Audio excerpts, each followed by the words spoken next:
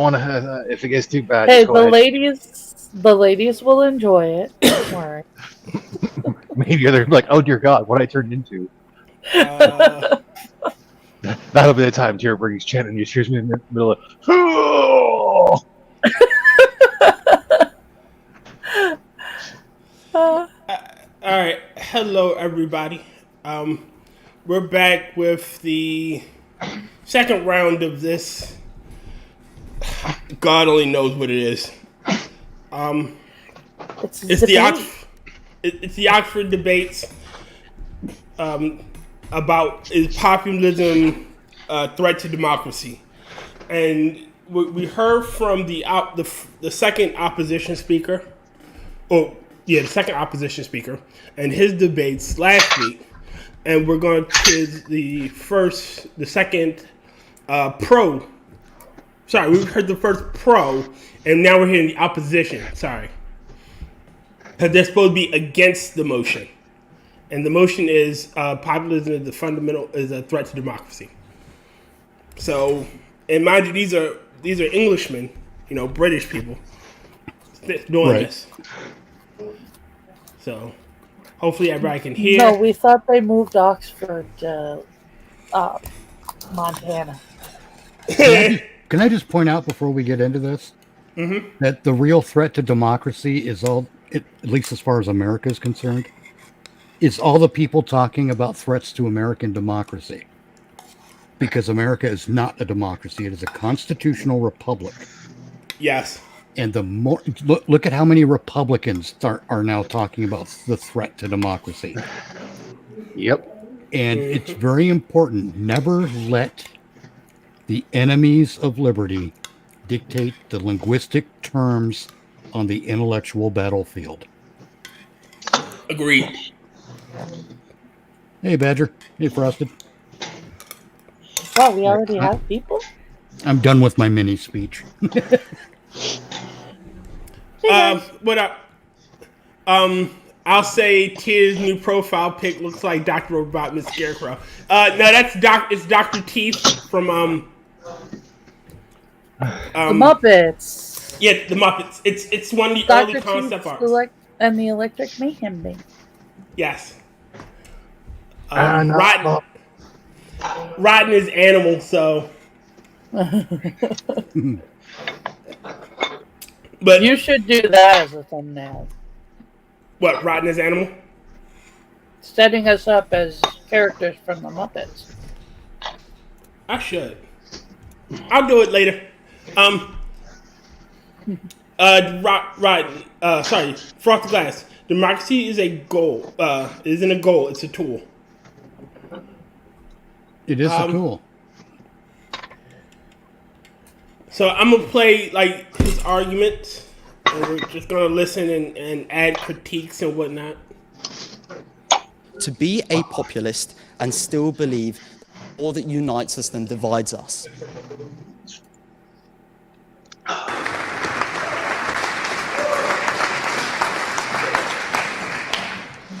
Mr. President, I would like to begin by thanking you for giving me the opportunity to speak tonight in the first of many great debates this term.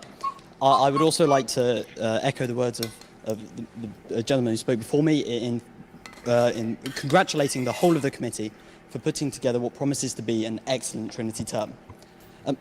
However, this being said, Mr. President, I do have somewhat of a confession to make.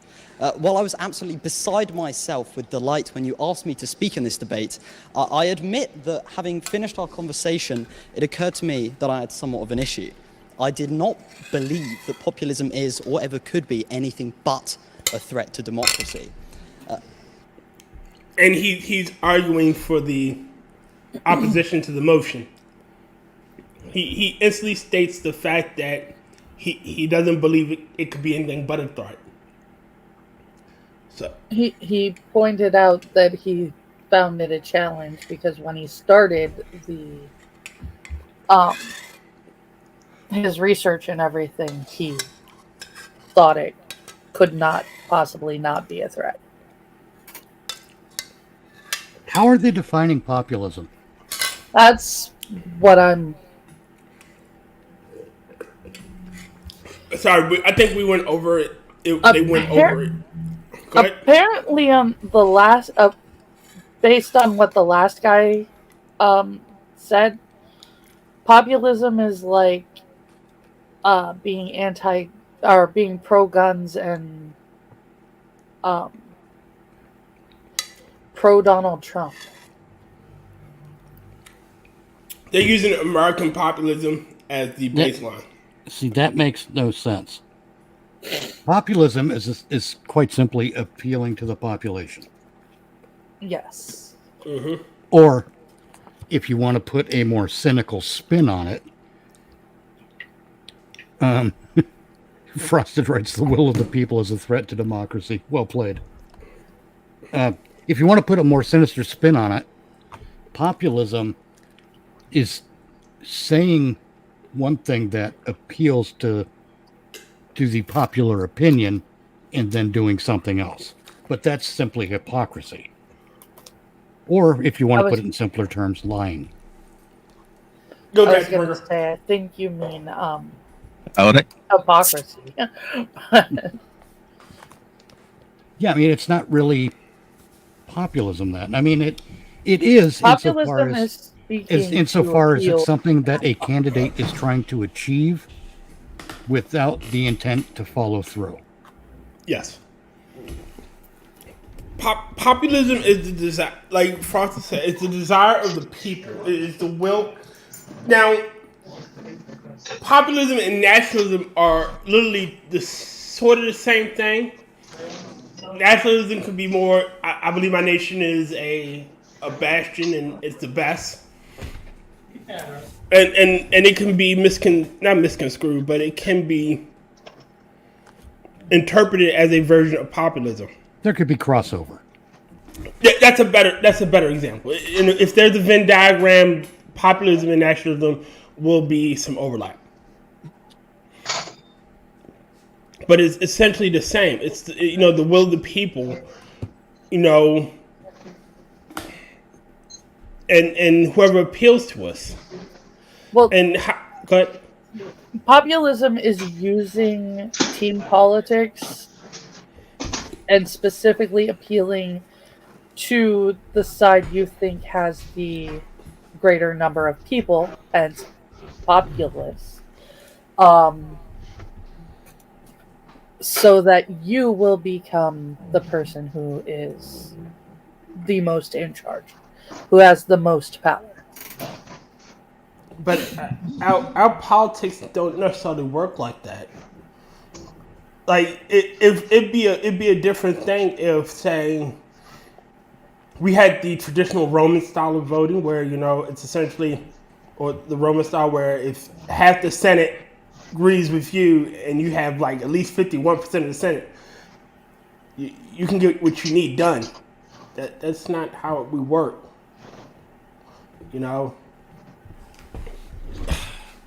No, we actually only use. Okay, not we, because I think it's bullshit. I want to clarify that. But our politicians actually use populism to get into the positions where they're supposed to use that power to actually get shit done. And then they deliberately don't get shit done so that they, number one, have a platform to get voted in on the next time, and number two,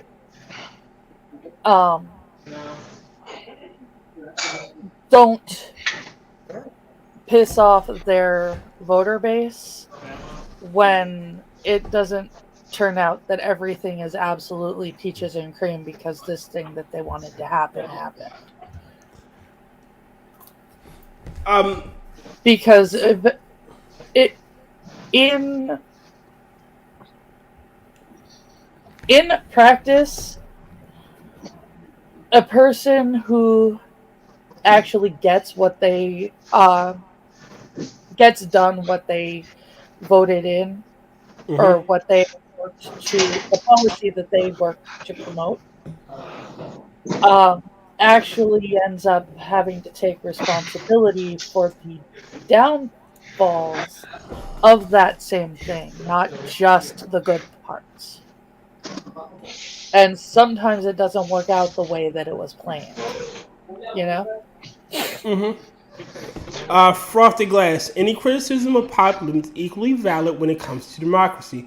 Populism can lead to evil coming to power if it has enough support. Same with democracy.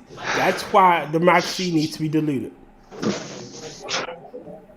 I mean, One of the reasons one of the reasons why we were given a republic and not a democracy is that the founding fathers rightly feared and hated democracies because they always end up leading to evil.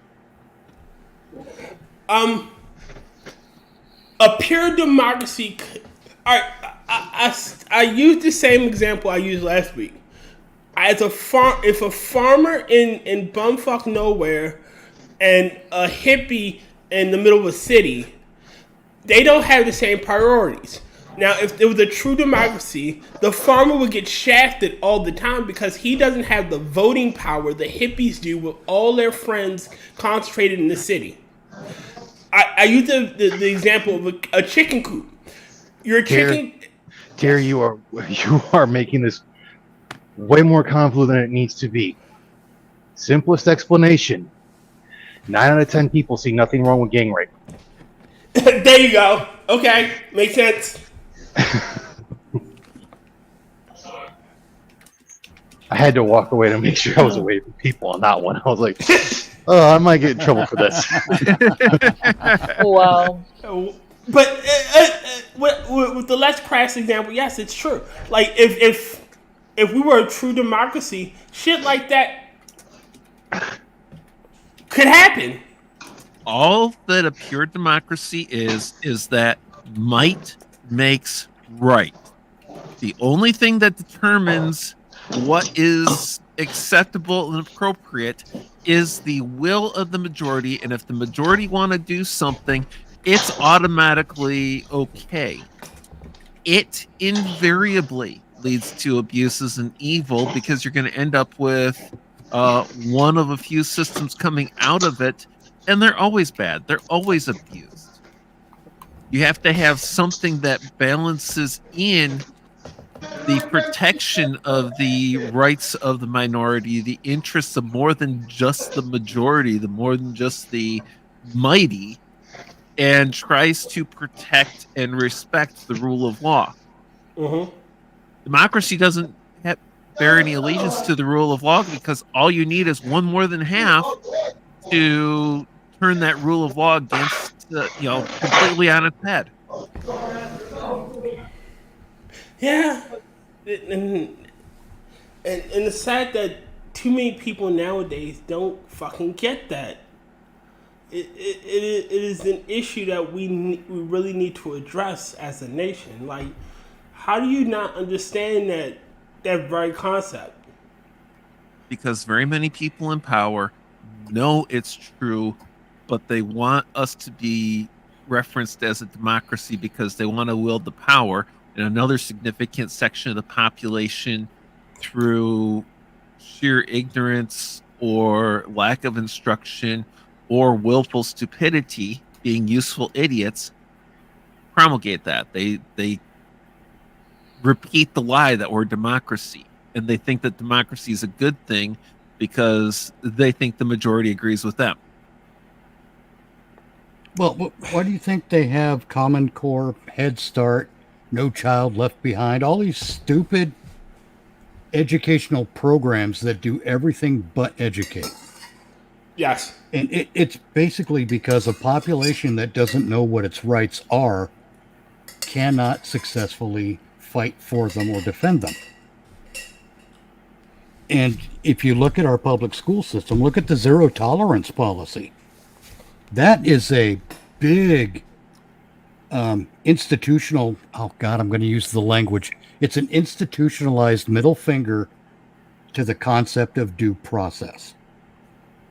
One kid starts punching another kid. Both kids get suspended. Why? Because there's no due process. When there was an innocent party involved. Right, exactly. and he's being punished because of some asshole.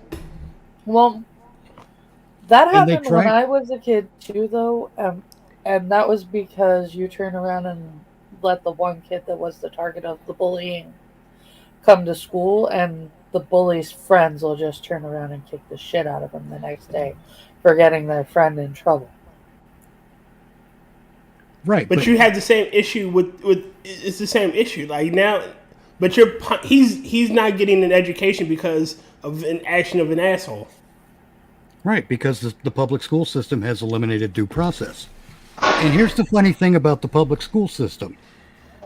The public school system routinely violates the Equal Protections Clause and the Supremacy Clause and everything you find in the Bill of Rights. If you look at the Bill of Rights specifically, you will notice that there is no exception made for age.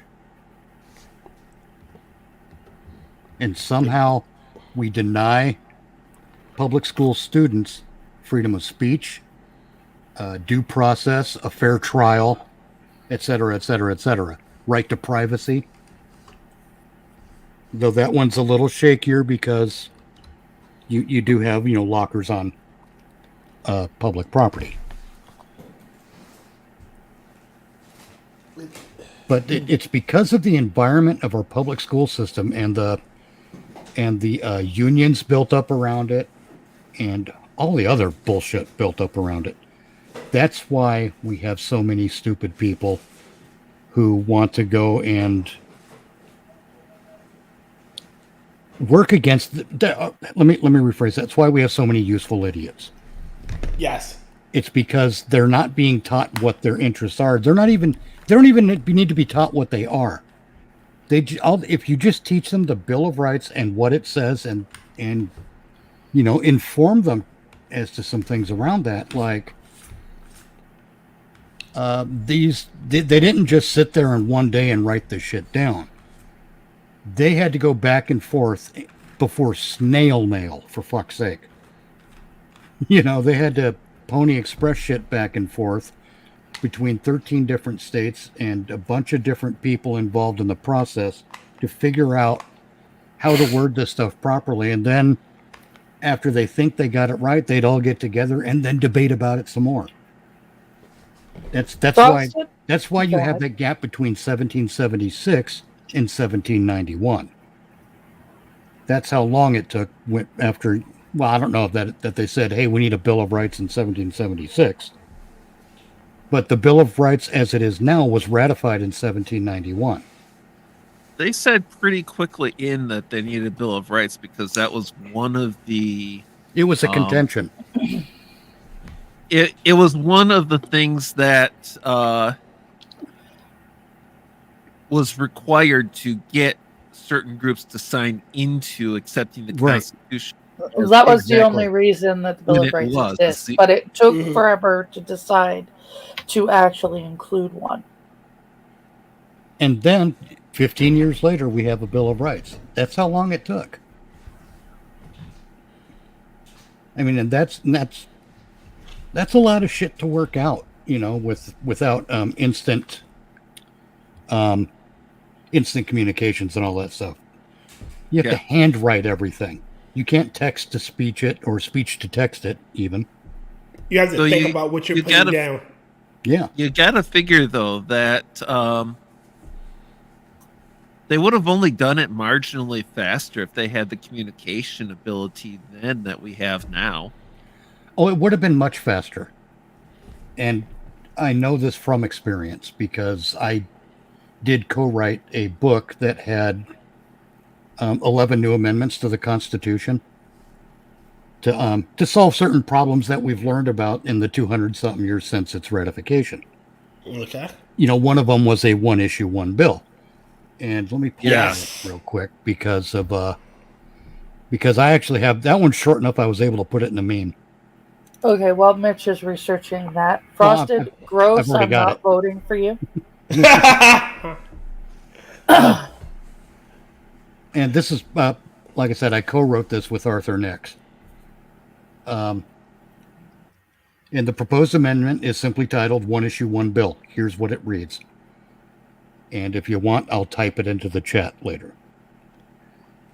No bill which contains or addresses therein more than one subject for legislation, nor any amendment that is not explicitly and demonstrably related to said bill, shall be eligible for any vote of any kind, nor shall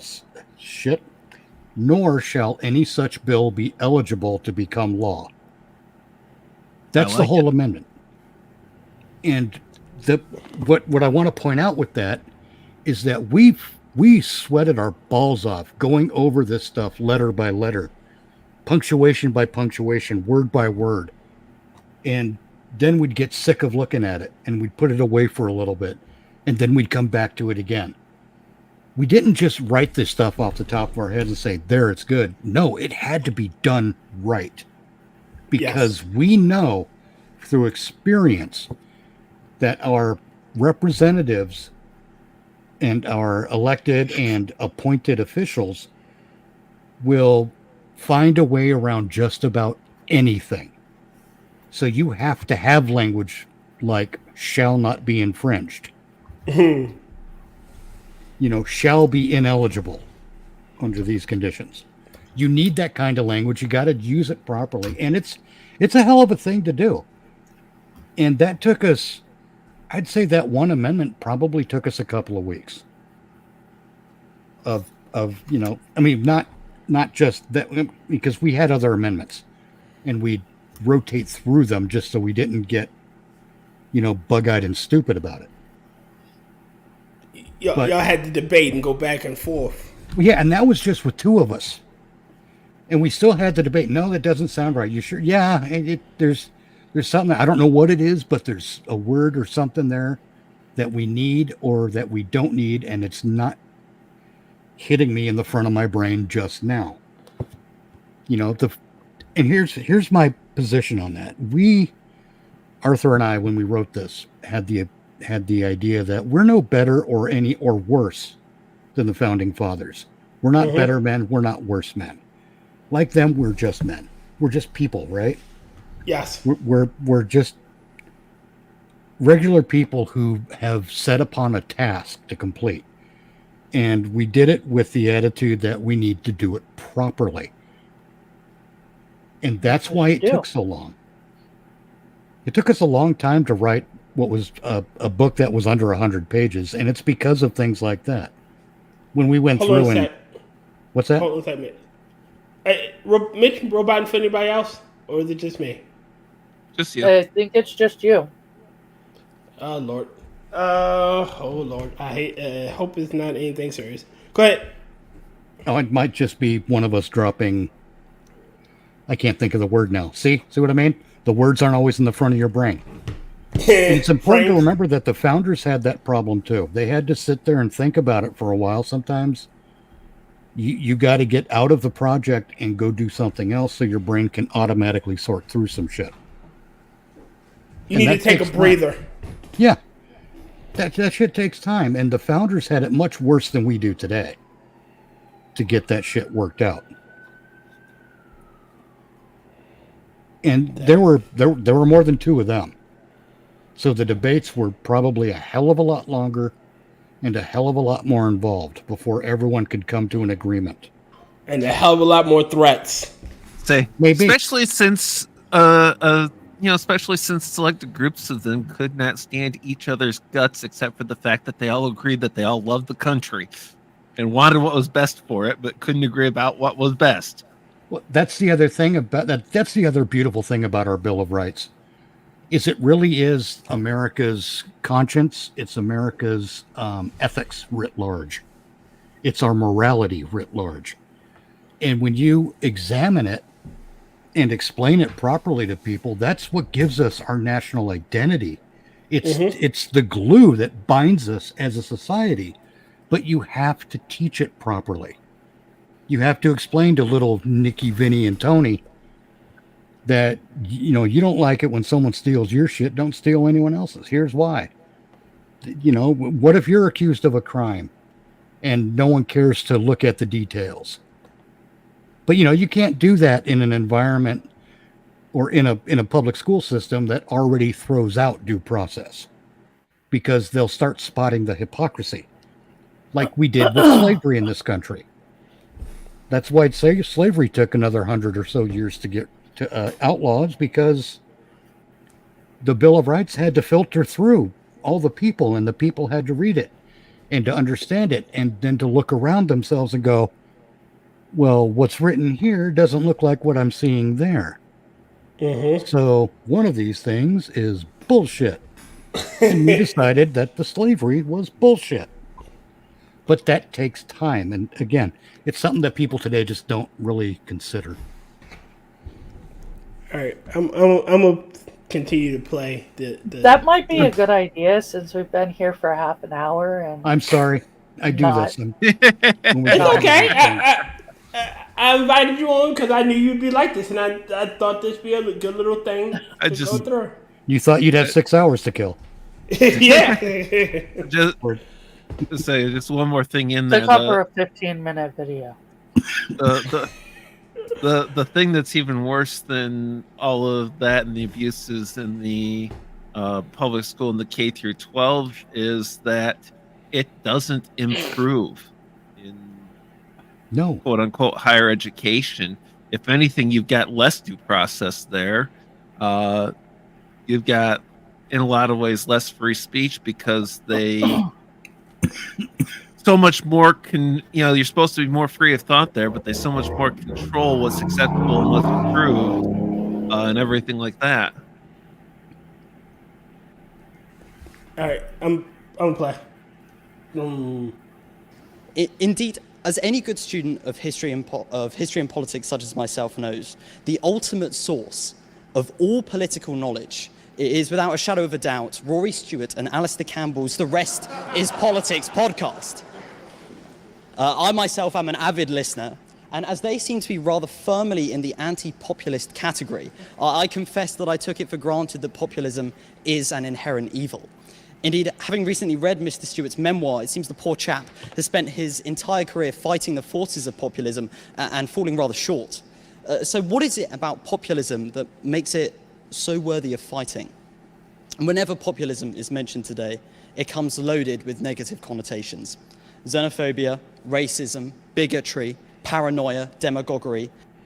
Yeah, that's because in order to defeat it, y'all have to vilify it.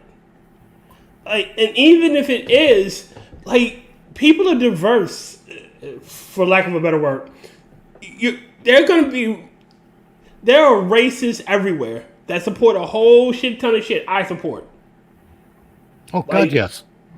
Like, there are monsters that support a whole shit ton of shit that I support. It doesn't make me a monster because, my group has monsters in it. You know? Just because... It's because you and the monsters... I'm sorry. It's because you and the monsters... It's because you and the monsters understand that fighting tyranny with tyranny just leaves a tyrant in charge. Yes. You know, and even if it is, what is the saying? Hitler breathed air, so I guess air is evil. Yeah. Breathing air is evil. Yeah, you know who else put milk in their cereal? The fucking Nazis. I guess you drinking milk is evil now, or putting it in your cereal. We can't do anything without someone else with a bad persuasion doing it. Like, I tie my shoes. I guess tying shoes is evil because, Jeffrey Dahmer tied his shoes. Yeah, and you know what else Hitler was? Anti-smoking. Yep. Vegetarian. I'll guarantee you that if Jeffrey Dahmer were around today, he'd be into Crocs. And don't forget on man buns, air, so fanny packs, and biker shorts. Sorry, I went off on a little thing there. Let me play it. Yeah, please. These are all terms that come hand in hand with most of the attacks on populism. And honourable members, I am sure, as you already have heard, that the proposition will use many of them tonight. To some extent, this is with good reason. The particular form of right-wing populism, which is an iron grip on politics across... See, and again, that is, he says it, right-wing populism. With good reason. the particular form of right-wing populism, which has an iron grip on politics across. It's not. You can be a populist and not on the right. Well, yeah, see, that's the funny thing here is now we've jumped from populism to conflating populism with right-wing populism. We've merged two separate ideas into one thing now. And that's Actually, he's making an argument against populism on the right, which is he's got his head up his ass. But Well, I'm gonna interrupt basically, you. he's wanting to. Wait a minute. Go ahead. I would say why don't we let him talk so we can sum out what's his fucking point, since he wants to meander and talk about bullshit. Like, he's lost me considering the fact his opening 30 seconds has been nothing to do with what the fuck he's supposed to be talking about. good All point. right, so That's Good call. actually where I was at. I was getting ready to dock. But I'll play. across the globe Sorry. today often begets a shameful level of closed-mindedness, hostility.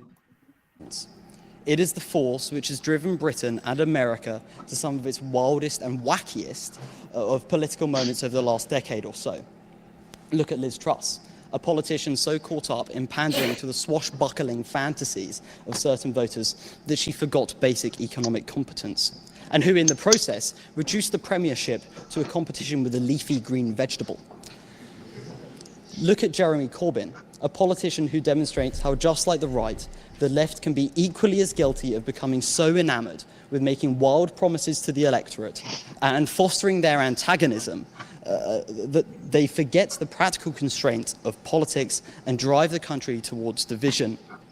Look at Donald Trump, a man who caters to the electorate by setting his grubby fingers on every climate and international security agreement that he can and tearing them apart. Yes, because we were getting fucked in the ass by him. Like, a group of people were using our money to fund their shit, and we were getting nothing. I'm more than willing to... Go ahead. Tier, Yes, ma'am. I'm going to let you have the conversation that you want to have Yes, ma'am. and say goodnight. What's wrong? It's okay. I'll talk to you later. Yes, ma'am. Bye. See, Angela? Laters. Laters. Bye, Angela. Okay. The primary goal of most climate accords is to enact communism and tear down first world countries, the U.S. being the biggest target. Yes. Because the U.S. has the most money. And you take a look at if they actually cared about the pollution and they actually cared about the things that they claim is causing devastation to the planet and devastation to the climate, they would be focusing on India third world and and China. developing countries, China and India being the biggest of them, followed by South Africa as a continent, South America as a continent. Because most of the pollutants hitting the ocean from continents ain't coming from North America. Nope. It's Like- fucking insane. Basically, all the plastics hitting the ocean is coming primarily from 10 rivers. 8 of them are in the other side of the planet, and the ones that are in our hemisphere are the southern half of our hemisphere, the South America. Look, if I honestly believe that those countries and that the Paris Climate Accord were paying their fair share and doing all the ridiculous regulations they were trying to place on us, fine. It's what it is, but it's not. You aren't doing that. You are essentially taking our money and telling me that I can't do something that you fucks are doing. Well, exactly. It's to, go to, ahead, addre- Mitch. to address the point that the speaker was making about President Trump tearing up all those agreements. Well, we were the only ones paying our portion of those agreements. You know, the EU wasn't paying shit, France wasn't paying shit, NATO wasn't paying shit, the UN doesn't pay shit. The United States always does. We were the only ones being required to actually meet the Right. accords So too. I mean, that is a remarkably slanted contract, and of course we should renegotiate. In fact, I've proposed the idea on Twitter before. You know, the United States should leave the UN and start charging the fuckers rent for taking up property on our land. We really I should. can find that. U.S. out of the UN, UN out of the U.S. Yep. Well, it forced the other countries to actually have to pay it and do their own shit, so we're not the one being their fucking military. Right. Again, I'm an isolationist. I don't think we should be involved in anyone else's war but our own. Like I shouldn't. Like my countrymen's lives shouldn't be at risk because some fucking over in Ukraine is decide to pop off at the mouth, and now he got to deal with Russian boots on his neck. It's not my war. Why am I giving my blood and treasure? Right.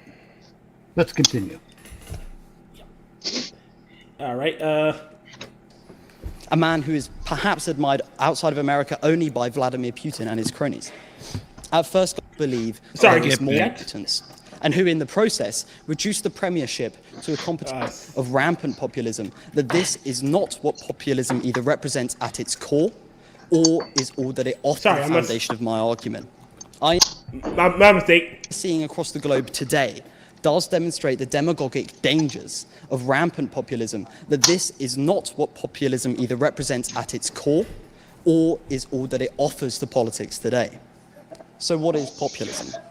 It is not, as the proposition would have you believe, a unique phenomenon, nor is it simply the tool of the radical. It is not allied to one party or another, nor to either side of the political debate. It is not new, and it is not dangerous in itself. Honourable members, instead of being a threat to democracy, I would argue firstly that populism is fundamental to the operation of democracy, and secondly, that it's only through the embracing of populism that it can be reclaimed from the clutches of the demagogues. I argue this because populism at its very core is not the pitting of the elite versus the mass, nor is it the immigrant versus the non-immigrant, or the Republican versus the Democrat. It is not the Leave voter versus the Remainer, nor is it the educated versus the uneducated. Populism is simply the notion that the people should have a say in their government. It is possible to be a populist and still believe that there is more that unites us than divides us. And while yes, if you... Well, duh.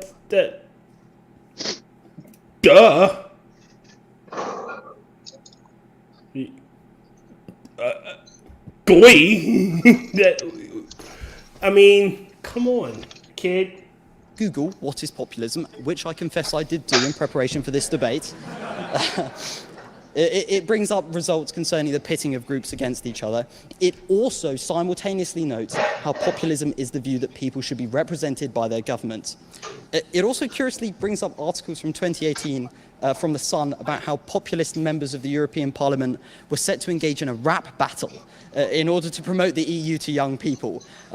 I confess I didn't follow up on this and find out whether this rap battle did take place, but make of that what you will. However, if we are to evaluate populism not by how it has been co-opted today, but by what it means at its very core, who really disagrees that ordinary people who have to spend their lives under the yoke of the state, often with little say in how the government actually operates, should not be represented by their government? I remember the rap battle thing. Really? Because they made fun of it on many of the comedy panel shows that were happening at the time. And I'm not... See, it's one of the things that politicians do. They try to glom on to the whatever the thing is that the kids are into these days. It's the And daddy. they always come across as, what your mom knows about Star Trek. The hello fellow kids meme. Yeah, basically, they always come across as, the Star Trek Enterprise with Dr. Spock. The Pokemon Because- go to the polls. What's that? The Pokemon go to the polls. Yeah, exactly. Yeah. That's exactly what I'm talking about. And Ronald Reagan did it too when he tried to cite "Born in the USA" by suspected child sex predator Bruce Springsteen. And I say suspected only. I say that because look at the lyrics to "I'm on Fire." But I don't know that. Does that really count as populism, or is that just cringe? I think it's If you know what I cringe. mean. It's a cringe appeal to a different demographic that you typically don't appeal to. Yeah. Trying to get that youth vote. And that's all I wanted to bring up, because it's an important thing, because that's the kind of thing that can get people to disconnect from politics in general. Go on. Indeed, as I'm sure Speaker Pelosi would agree alongside any American members of the audience tonight, is it not the doctrine of government of the people, by the people, and for the people that underpins the foundational principle of the world's most powerful democracy? Is America not, therefore, a populist nation by its very essence? For those unconvinced or perhaps unimpressed by my references to the American system, which I do understand, is it not the... no, thanks. Is it not the British Parliament, which is so frequently touted as the mother of all parliaments?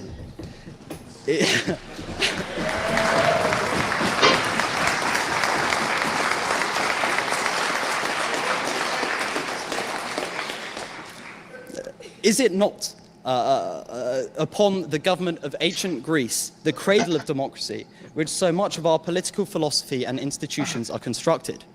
It is clear that populism, far from being a threat to democracy, is in fact one of the most vital constituent pillars of the democratic process. To eradicate populism, eradicate the very notion of democracy itself. In spite of what the proposition would have you believe, you cannot have democracy without populism. What we strive to do, instead of trying to squash the natural instincts of the electorate to want to be represented, is to reclaim populism. Indeed, even if you are unconvinced by my account of populism, it does not take a political genius to recognize that the Western establishment's attempts to quell the populist instinct and squash populist leaders have almost all failed. In Europe, Le Pen seems set never to give up running for the presidency, and indeed look at how close she was in both of her previous attempts. In Britain, those who attempted to beat the populism of Nigel Farage by ridiculing his mission have been swept from office. In America, the support for those so-called populist members of Congress, such as Ted Cruz or Marjorie Taylor Greene, show little sign of wavering so long as they adhere to Trump's particular form of populism. We cannot simply brand populism the ideal of fruitcakes, loonies, and closet racists, to borrow from the words of our illustrious... But that's not... If Marjorie Taylor Greene and Ted Cruz are... They're playing their role, if you will. Like, they have their own goals and mission outside of it. Wasn't, like, the Freedom Caucus, like... If I'm not mistaken, the Freedom Caucus is the one that got Mike Johnson in. You know... I don't recall.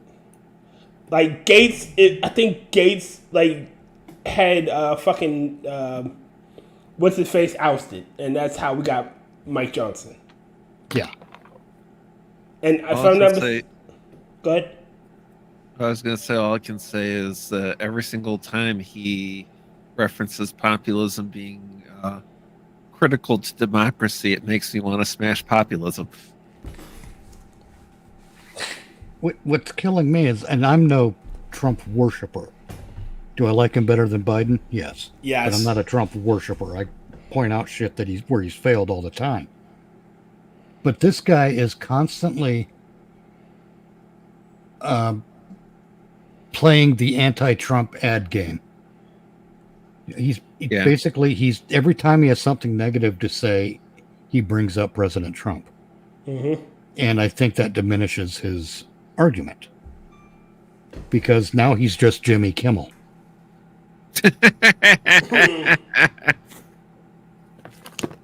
I don't know. He's better looking and more articulate, but he's not more intelligent. Certainly.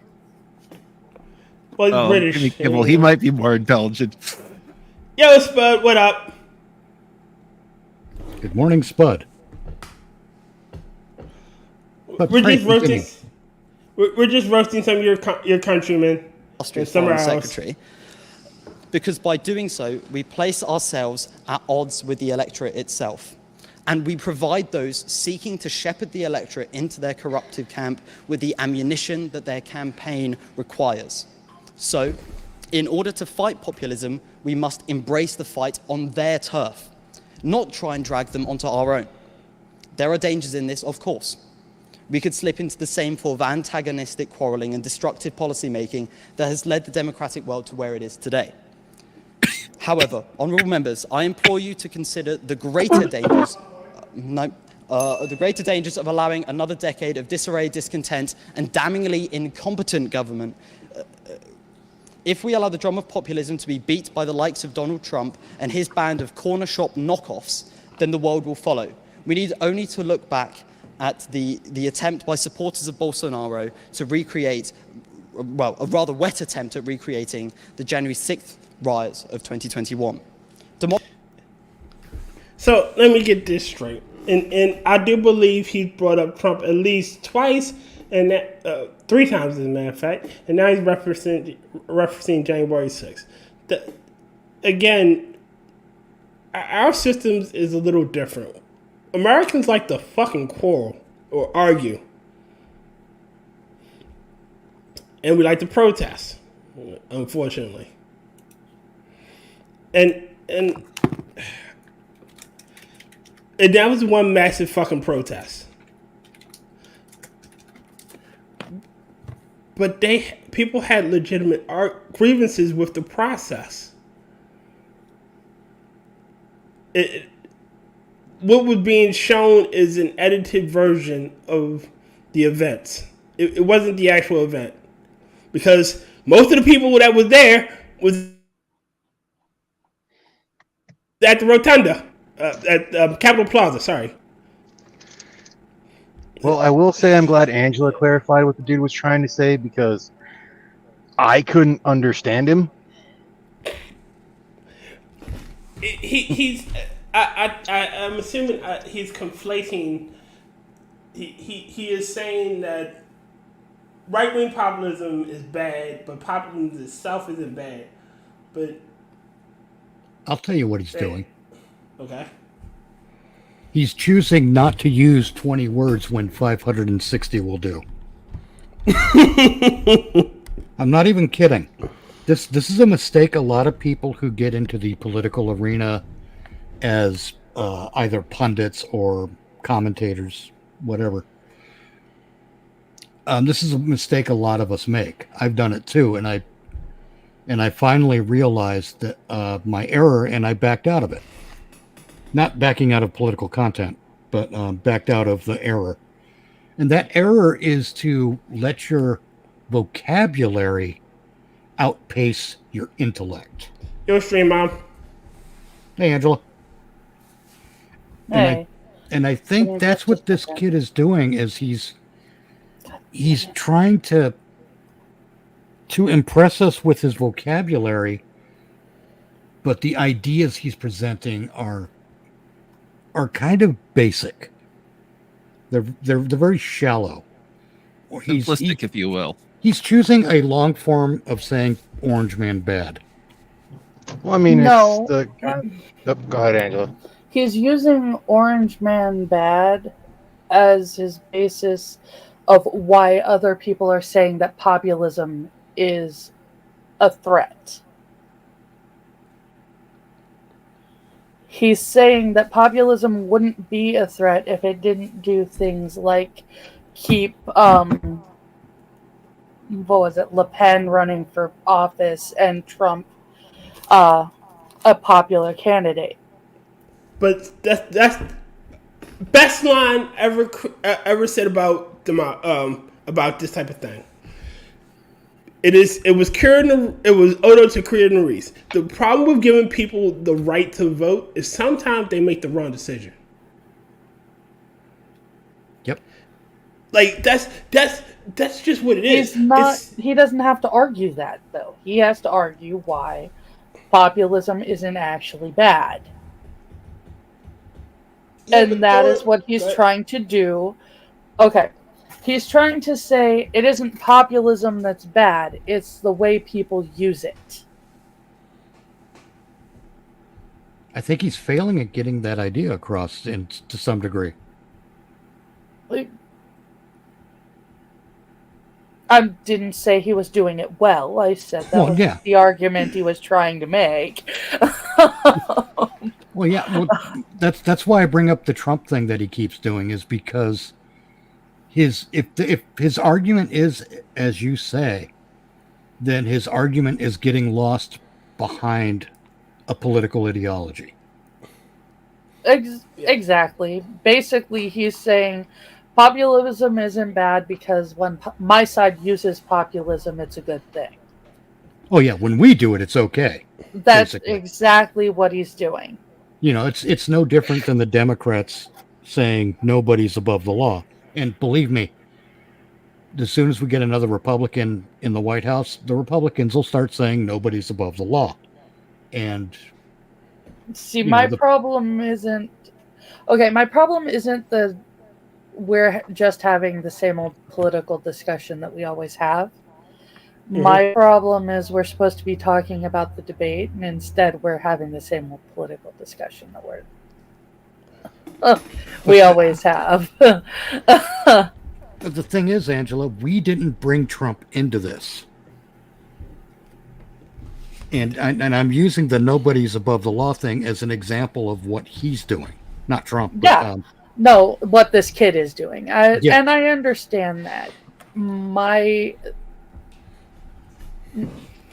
I promise you steak. I'm giving you steakums. I get it. Yeah.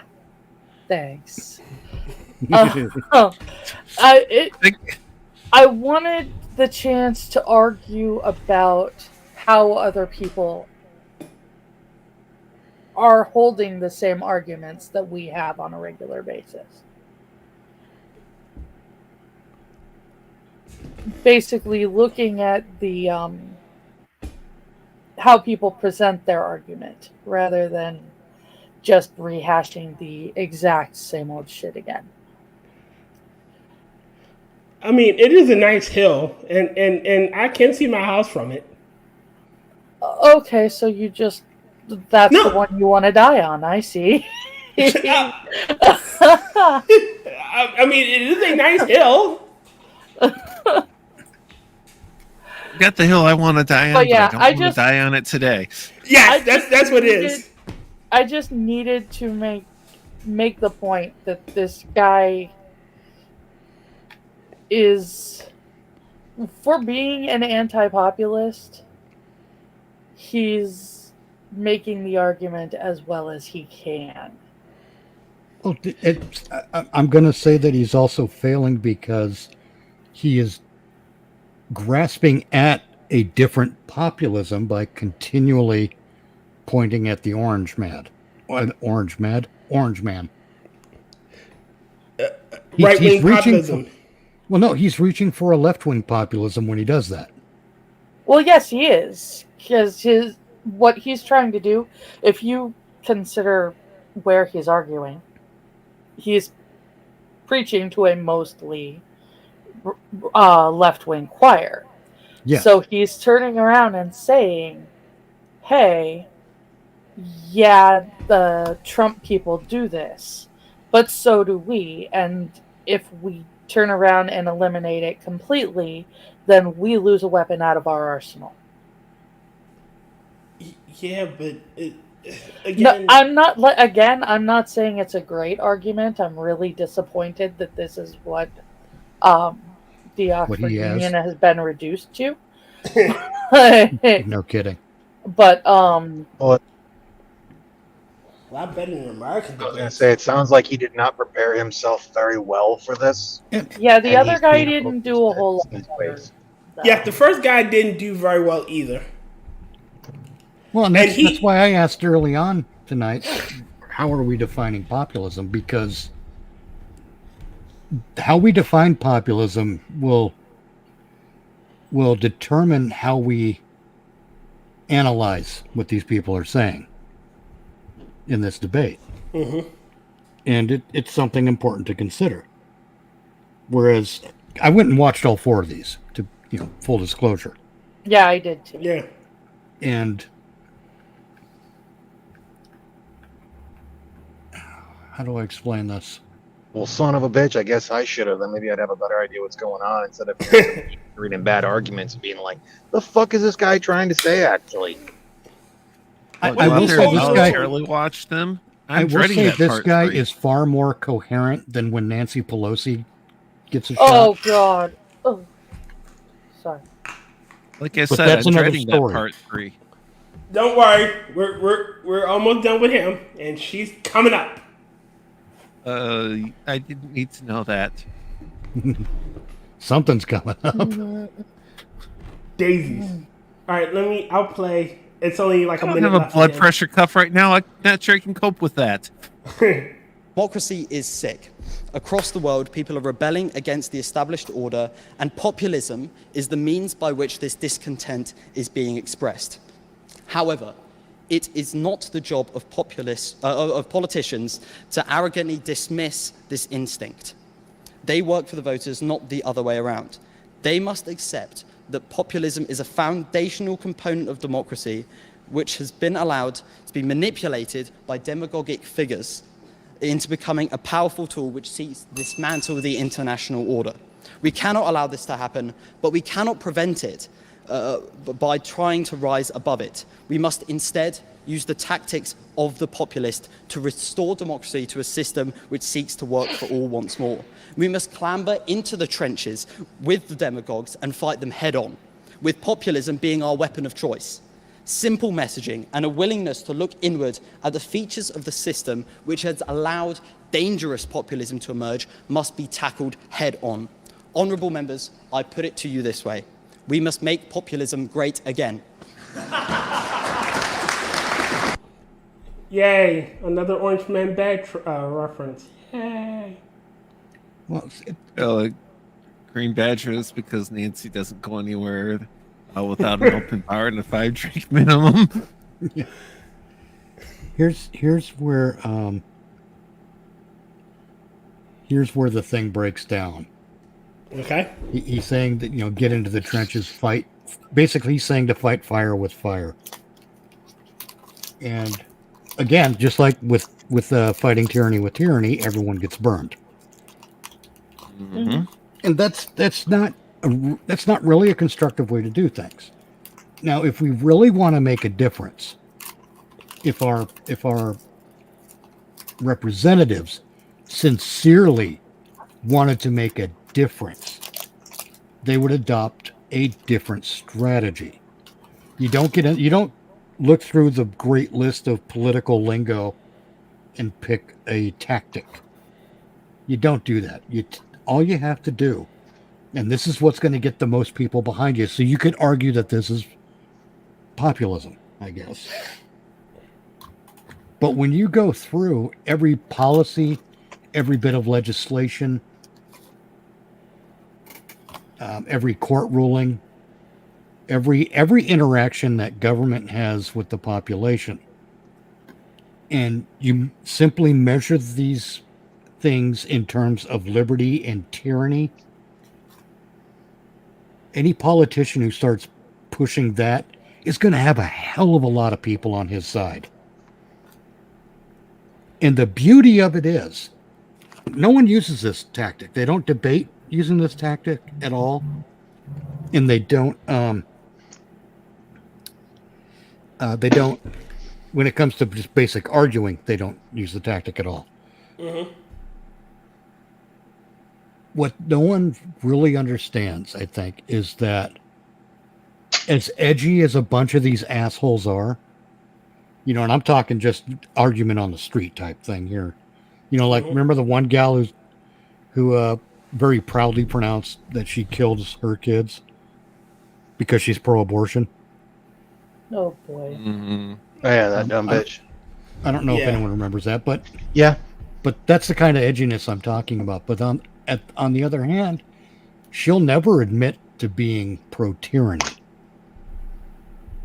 See, she views her position as being pro-liberty for her and for women, and it's not. It's a pro-tyranny position where only certain people benefit.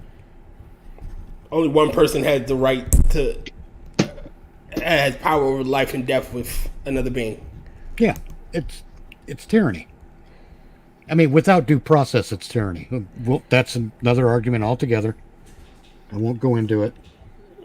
But that's one example. Two people enter, one person leaves. Two people enter, one person leaves. If you hit the Just Stop Oil, the Antifa, if you go into Congress and you pin those assholes down, why don't you people ever debate things in strict terms of liberty versus tyranny? Is it because you're afraid you'll accidentally admit something?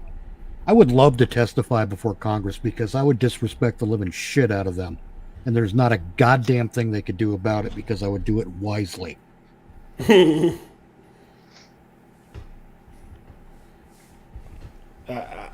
But that's just the thing I wanted to point out. All of this hemming and hawing that people do when they get into debate this stuff, if they'd reduce it to liberty and tyranny, I think our world would be in a much better position. But no, or at least our side of the planet. Well, the Western Hemisphere at least. Maybe other parts of the world would benefit. But then is what I'm describing making a grab at populism? Depends on how you view populism. Yeah. And how you define it. All right. I meant that last question to be rhetorical, but okay. I'm all right. I'm autistic. I'm not good at rhetorical. Will, Rodden, Angela, Mitch, hope y'all got stiff drinks, because Nancy's up. I just finished my stiff drink and I don't have enough. Find an empty syringe. That might help. Wow. All right, here's Nancy's. Now, here's the thing that is so sad about all of this. These people who are populist and go out there and make all these claims take advantage of people who have legitimate economic concerns. I now look to the Speaker Emerita, Nancy Pelosi, to close the case for the proposition.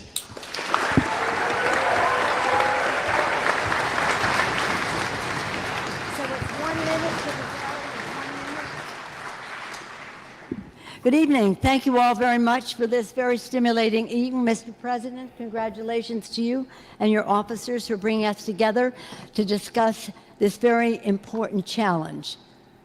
The proposition says that it is a threat to democracy. It didn't say it will cause it. It said it is a threat. So remember what the proposition is. Now listen attentively to our two friends here in their description of populism and our white tie and tail gentleman and his comments. And you know what? They make a very compelling argument. And so appropriate 200 years ago in the time of Andrew Jackson. It's an old Wait. of I'm pretty sure Andrew Jackson was in. I'm not gonna look it up. Populism. For today, I always like to put down temporal markers. For today, how populism weighs in is in a way that is different. Voltaire said, if you want to debate with me, define your terms. Well, let's define what is happening with populism today. Populism is. I just want to well, point on out some she's of the people defining. that have been named She's here. not defining populism, but she's defining what is happening with populism. That's a different thing. Andrew Jackson was president from 1829 to 1838. Okay. Just shy of 200 years. Roughly. Put forth with an ethno-nationalist populism.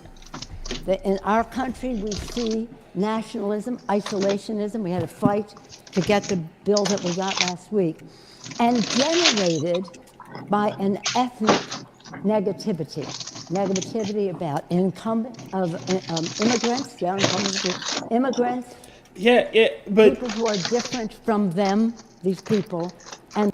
But why is that? Why is this sentiment rising? Why is why the populism and nationalism starting to sort of kind of merge? Maybe, just maybe, they're tired of being put second. Just maybe. Yeah, we're running into a lot of word salad here, though. Oh yeah, no, she's sober. She's Parabad, and the aphasia is really kicking her ass. I could throw a dictionary in a food processor and pull out a better argument than she makes on the average. Yep. Wow. And the rest. Our problem with, I don't think mob rule is a definition of democracy. It What is democracy. Oh my God.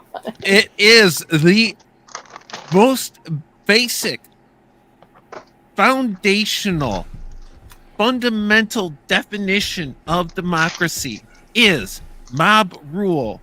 It is might makes right. It is the simple majority controls all. That is a mob. But then you're calling the people that she agrees with a mob. Because they are. They are. I know. I couldn't help myself. All right. Sorry. Let's define democracy. Democracy is the rule of law. Democracy is No. No. The democracy isn't the rule of law. Like it's majority rule. Yes, it is. It is the rule of the majority. It's the will of the most people. Democracy is if you have 100 people and 51 agree, even if there's 49 that disagree, those 51 that agree, they'll win. They win. It's enough.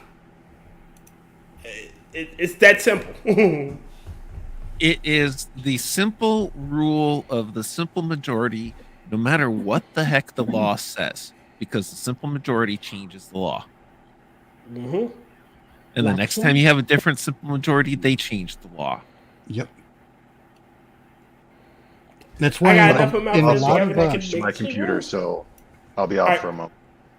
Mm-hmm. What? He's just switching to his computer. He's home now. That's also why a bunch of our all the words are escaping me. If you read the Constitution, there's a bunch of stuff in there that says, certain types of legislation can only happen with 2/3 majority instead of a simple majority. Or more. Well, yeah, go on, Angela. That's why specific laws have that, because they determine that a simple majority would be tyranny. Yes. Insufficient?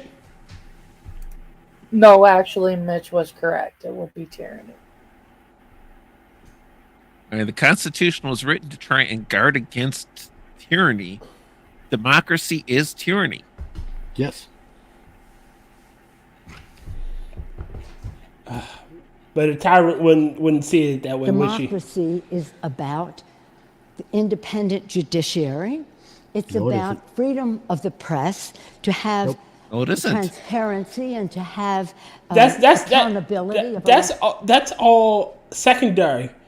That's all like a stapler to what you're adding. Like, is democracy a wheel of cheese? You're just hitting a stapler and adding post-it notes. It's democracy just here. All these things that she is representing are the hallmarks of a constitutional republic that respects the rights of the individual and tries to protect them. Democracy is none of these things. Thank you for that wonderful picture of a perfectly decent wheel of cheese spoiled by being covered in post-it notes. I thought you'd appreciate it. elected officials to the people. It's about all of that. And that is everything that the populist regime in Washington, D.C. is against. Populism is, no thank you. Populism is about. He raised the question and she said no thank you. What did he say? Let's see if I can go back and get it. Populism is, no thank you. Wait a minute. Populism is to the people. It's about all of that. And that Let is Rotten in. everything that the right, populist sorry. regime in Washington, D.C. is against. Populism. He had a point of contention and she said no thank you. She ignored his point of contention. No, thank you. Populism is about fighting the ethno-nationalistic populism, as is the threat to democracy, is about. You're tacking on. You're just tacking on things to populism. First it was right wing, now it's ethno-national. Populism, either populism in general is a threat or it isn't. Well, they Well, have if you to throw it conflate up- the evils so that all the evil exists on one side. Or more specifically, so all the evil rests on not them. Yeah, and it's because it's, go ahead. go ahead. Go ahead, No, you Angela. first. Angela. He's say- okay. Angela, Here's the Angela. boss. He's she's doing the opposite of what the last guy was doing, which was saying populism is okay if it's used on my side. She's saying my side does not use populism. My side is just right. Yeah, basically. She in so doing, she ignores the fact that her side uses populism. Exactly. Well, she's throwing all these extra modifiers on populism so that she can say that it's an unqualified evil, no matter the fact that she uses populism herself. And it's the flip side of what they do with things like justice, where they start throwing in like racial justice and social justice and everything, and any modifier to justice makes it an injustice, but they try to put these good sounding words on it to try and cover for the fact that it's injustice. Here she's trying to throw all these bad sounding words on populism to cover for the fact that she uses populism but rejects other populists at the same time. Well, no, she's trying to deny that she uses populism at all. Well, yeah, It's not populism because she's right. It's not populism because she's not using ethno-nationalist populism. It's not populism because she's not using this extreme form, that extreme form, and those are evil. Exactly. It's sort of like the argument for true communism has never been tried. It's that argument. True, we don't use this version of populism, like that bad version. We don't use that. We only use the good kind. Well, that's the thing, is like, we don't use this bad kind, so we don't use populism at all, when she does.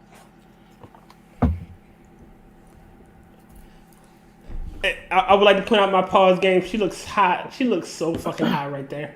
But I'll continue. You are It looks like she'd broken. melt under a strong floodlight, is what she looks like. What did you say, Angela? Sorry. Said Someone you get a are bucket of broken. water. I am? Someone hit her with a bucket of water. See what happens. Oh, I What don't know if call they have. I'm melting. I'm melting. I don't think they have a mop big enough to absorb the puddle. Ooh, ouch! Ouch! In that case, let's just find someone to drop a house on her. Damn! Well, don't you? I mean, you get a puddle like that, you can use a wet dry vac. It's much faster and more effective than a mop. I mean, in True this enough, economy, but though, hey, who can afford hey. the house? Let's pay Actually, attention. Let's pay attention and see if we see what color her shoes are. What'd you say, Angela? I'm responding to Green Badger's thing that Tier just put up. They aren't just Hitler; they're populist Hitler.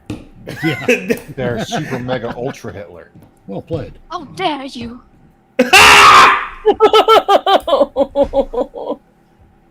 Thank you, Will.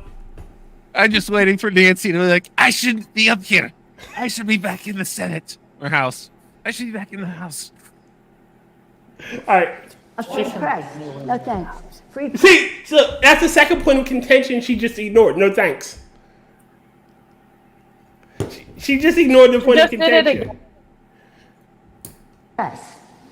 It's about fighting issues that relate to free and fair elections, where we have voter suppression to the nth degree under this regime, and a resistance to passing the Voting Rights Act, the John Lewis Act, all the She, like you saying, she's conflating issues. She's tacking on everything to make.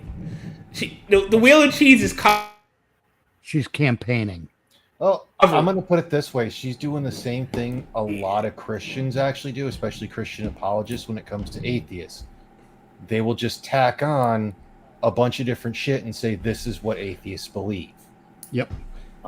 Yes. All right. But otherwise, I'm going to say this. They got a pretty decent mic considering the fact she's pulling an Ozzy Osbourne, fucking keeps going a goddamn way from it, and then coming back, and then going goddamn way from it. And it's still picking her up, but it just reminds me of fucking Ozzy. She's drunk. She had to be drunk. Vodka and the tampons. because they want to contain who votes. Now, the issue of independent judiciary. Yes, we want to contain who votes, the people who are legally entitled to vote. That's it. Hence populism. If you're legally entitled to vote, I may disagree with your opinion, but by all means vote. If you're not legally entitled to vote, you shouldn't be getting anywhere close to the polls.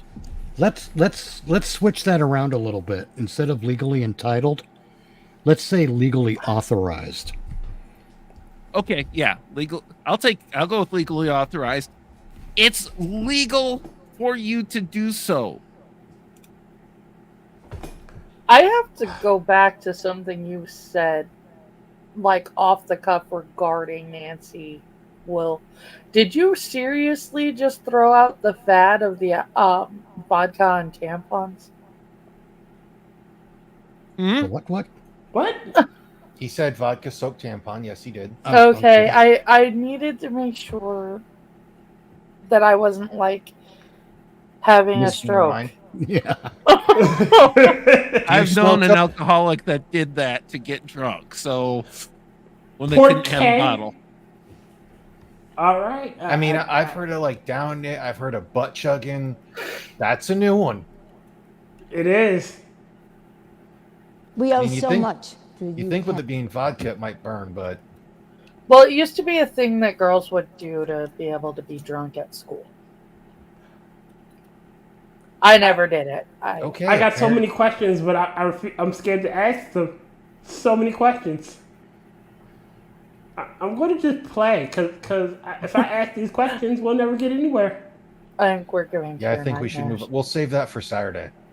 Okay. England as it was when it put forth so many things at Runnymede, England. And one of them was trial by jury. When King John came, the barons who were there they had 12 chairs. And what sprang from that was a jury of your peers, 12 peers. And that sprang from the Magna Carta and something that we hold dear in our country. Right now, we see trial by jury threatened by vicious assaults on the jurors. Yes. And who's Okay. doing the assaulting? Get bent, because the quote so-called attacks on the jury is a person who is exercising their constitutional right, and the jurors are in violation of the juror's oath and their responsibility and the role of juries if they actually put themselves in any position where they could hear or have told to them what was being said. Look, I can say all the shit I want, and if I want, and if the juror cares it, fuck them. If the juror is in any way paying attention to the news or the reporting on that, sees that, they are actually directly violating the rules of the position and the orders the judge gives the juror. Don't watch the news. Don't get. None of this stuff. You are not supposed to pay attention to it. If you're watching something else and the news comes on or flash report, turn it off. Don't read about any of it in social media. And if they actually see it, am I muted? Well, they're breaking that their whole rules. thing. No, we Well, hear. like it's not just like she's just trying to pin it on the right wing in that whole thing, but like, look at the shit we had. Oh, let's just say, what's his name from the Floyd trials? The fucking Chauvin. They actively were trying to follow where the jurors were being held, so that way they could try to bully them potentially if they quote unquote voted wrong. Shit, look at the Rittenhouse trials. That one as well. It's all very funny when. Meanwhile, we have prosecutors and sheriffs that run to the press at well before a jury selection is even starting. They're already polluting a jury pool. I got one better for you. Wait a minute, I got one better for you. Remember, it's a specific one.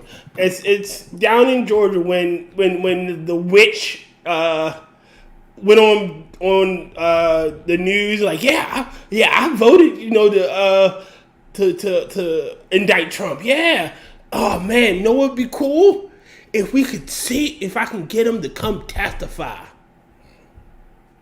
Like, why are you anywhere near the press? Why are you talking about this? Yeah, Exactly. so you've got purported attacks on the jury that are not attacks on the jury, and the jury cannot legitimately see or hear until after the trial without directly violating their obligations and the orders given to them. And then you've got attempts to taint the jury pool, actual attacks on the jury, like trying to dox them, trying to track them down, trying to chase them home, everything like that, which barely gets a notice outside the actual courtroom. Barely gets noticed inside the actual courtroom for some of them. Well, yeah, like Rittenhouse, the attempt to follow the jury bus and everything, that got slapped down hard. I don't know about for Chauvin, but for Rittenhouse, that got slapped down hard by the judge. Oh yeah. And that got a little bit of reporting, but they didn't really report it and talk about it as to what it was, which is every bit the attack on the jury that Trump is accused of doing and has not done. Right. Shit. Remember when? Again, okay. I'm not going to say that there hasn't been any attempt on witness intimidation or anything like that, or at the very least on both sides. Like, people do fucked up shit. There's nut jobs on both sides of the aisle in every group, in every facet, just like they're monsters, just like they're racists and bigots, just like they're assholes. People are fucked up, and people agree for different reasons with one side or the other. for different reasons, and they bring their shit with them. X may be a murderous psychopath, but it doesn't mean that Will's a murderous psychopath because they agree. Like we said earlier, just because Hitler breathed air does not make breathing air bad. But the fact that he was a vegetarian makes me wonder about vegetarians in general. Well, No, I tend to not have a problem with vegetarians. I think he was the proto-vegan. Okay, I could take that. I'm betting he was into CrossFit too. Yeah, clearly. But that aside, I mean, did you see the shorts he would wear? Ew. Ugh. But that aside, her argument is one side is doing something and it's bad, and we're not doing that because it's bad. Even though we're doing it because we're bad. Yeah. We're not bad, so we're not doing it even if we do it, but the other side does it, they're bad. Yes. And again, I like my pause game. Those faces she's making are just epic. I need to get a picture of that. On the doors. So when we talk about populism and we talk about democracy, let's understand our terms today, not 200 years ago, but today. And if you are humored by some of the Ted Cruz and people like that, that may be humorous to you, but it ain't funny to us because it has a direct impact on what's happening. Now, here's the thing that is so sad about all of this. These people who are populists go out there and make all these claims, take advantage of people who have legitimate economic concerns. In this day and age, people are concerned, and some of you have heard me say this before, are concerned about innovation. How are they and their families going to thrive and survive economically in a new era of innovation? They're concerned about globalization. They're concerned about immigration. They're concerned about anything new because it's not familiar to them. And so along comes Nancy, please make sense. My brain is not mathing good. No, they're not looking at things because it's not familiar to them. It's because it's not the benefit of the country. There's a lot of people who will look at things and say, you know what, this doesn't necessarily benefit me too much, but it does benefit the country as a whole, which in turn will benefit me. Like a rising tide lifts all ships. They're not mad about immigration. They're mad about illegal immigration. You just want to put them both together to try to get people who are immigrating legally on your side as well, when those people don't agree with you. They're some of the most vehemently against you. That's it.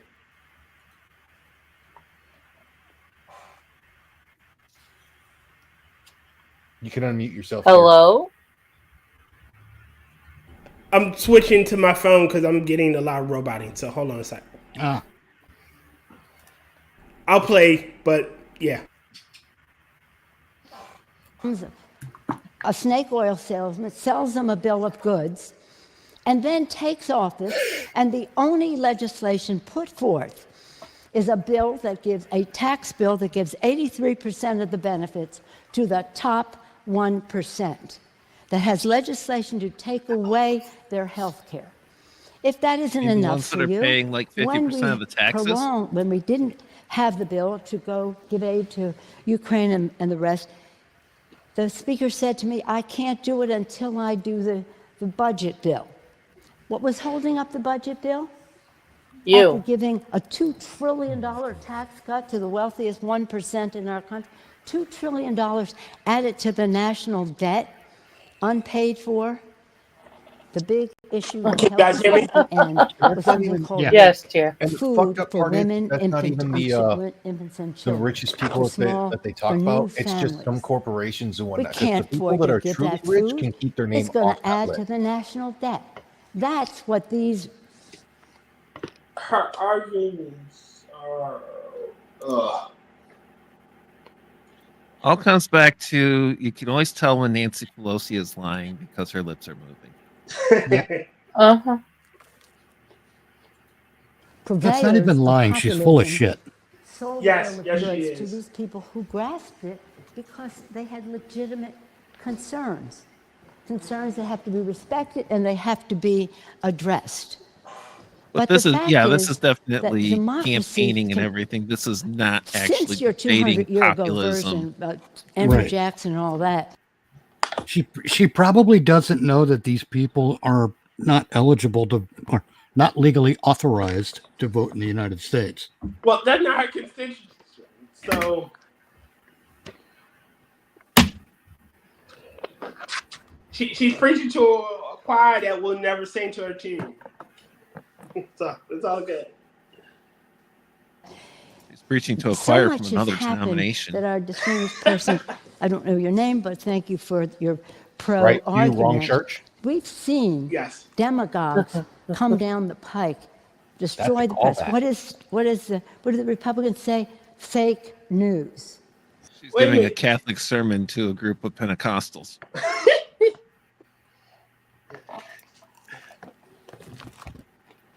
Oh God, Jesus Christ! This woman.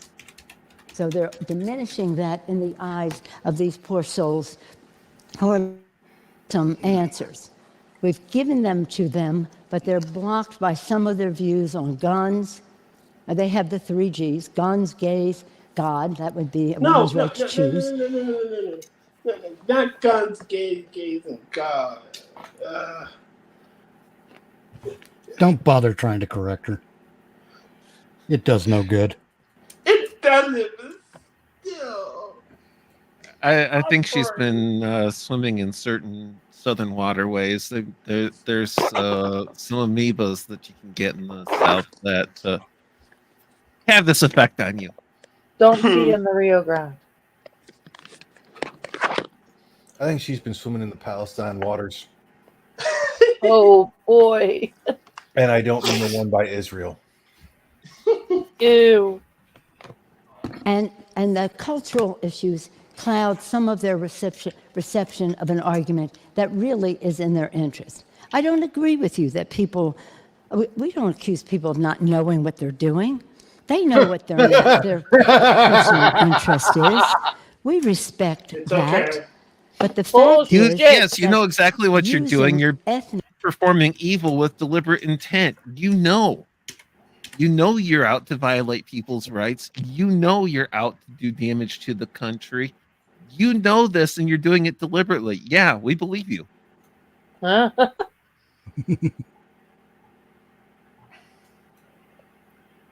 whether it's people different from me, nationalism, populism is a very dangerous threat. Now she's conflating Nationalism and populism. populism. And yes, we agree that there's some of that. This one. To democracy, not just in America where we're seeing it play out, but in the whole world. In the context of a fight between democracy and autocracy, not mine, but the version of populism, ethno-nationalist populism, which tries Yeah, to bring she just down said the quiet education part out and loud.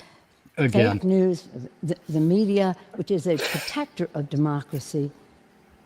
That version is control. Right. I want to make a quick reference. This guy here and her, facial expressions. This chef's kiss. They're bored. Contributing in countries other than our country and is a danger to democracy. We think democracy is on the ballot in America. It's a victory that we must win because it will only make matters worse if they have another stay at what they're doing to the courts in our country, the fear that they're instilling in jurists in our country, the suppression of the vote in our country, the role of their big, dark, rich, billionaire And how are they donors who suppressing don't want that to pay vote there, Nancy? taxes. by saying that we should require people to have a legitimate form of government ID to prove that they're an actual natural born citizen or naturalized citizen. By suggesting they should remember- only be able to vote once per election. And remember that election is a single day and not a fucking week event. And also that the person should be alive. Well, hold on. As a Go ahead, necromancer, I can not see that. I can't agree that with him. She's got me keeps reminding me of what P Dog Knight says. Every time they say democracy, pause and retranslate that in your head as Democrats in power. So she's saying this is a threat to democracy. It's a threat to Democrats in power. This is an opposition to democracy. It's an opposition to Democrats in power.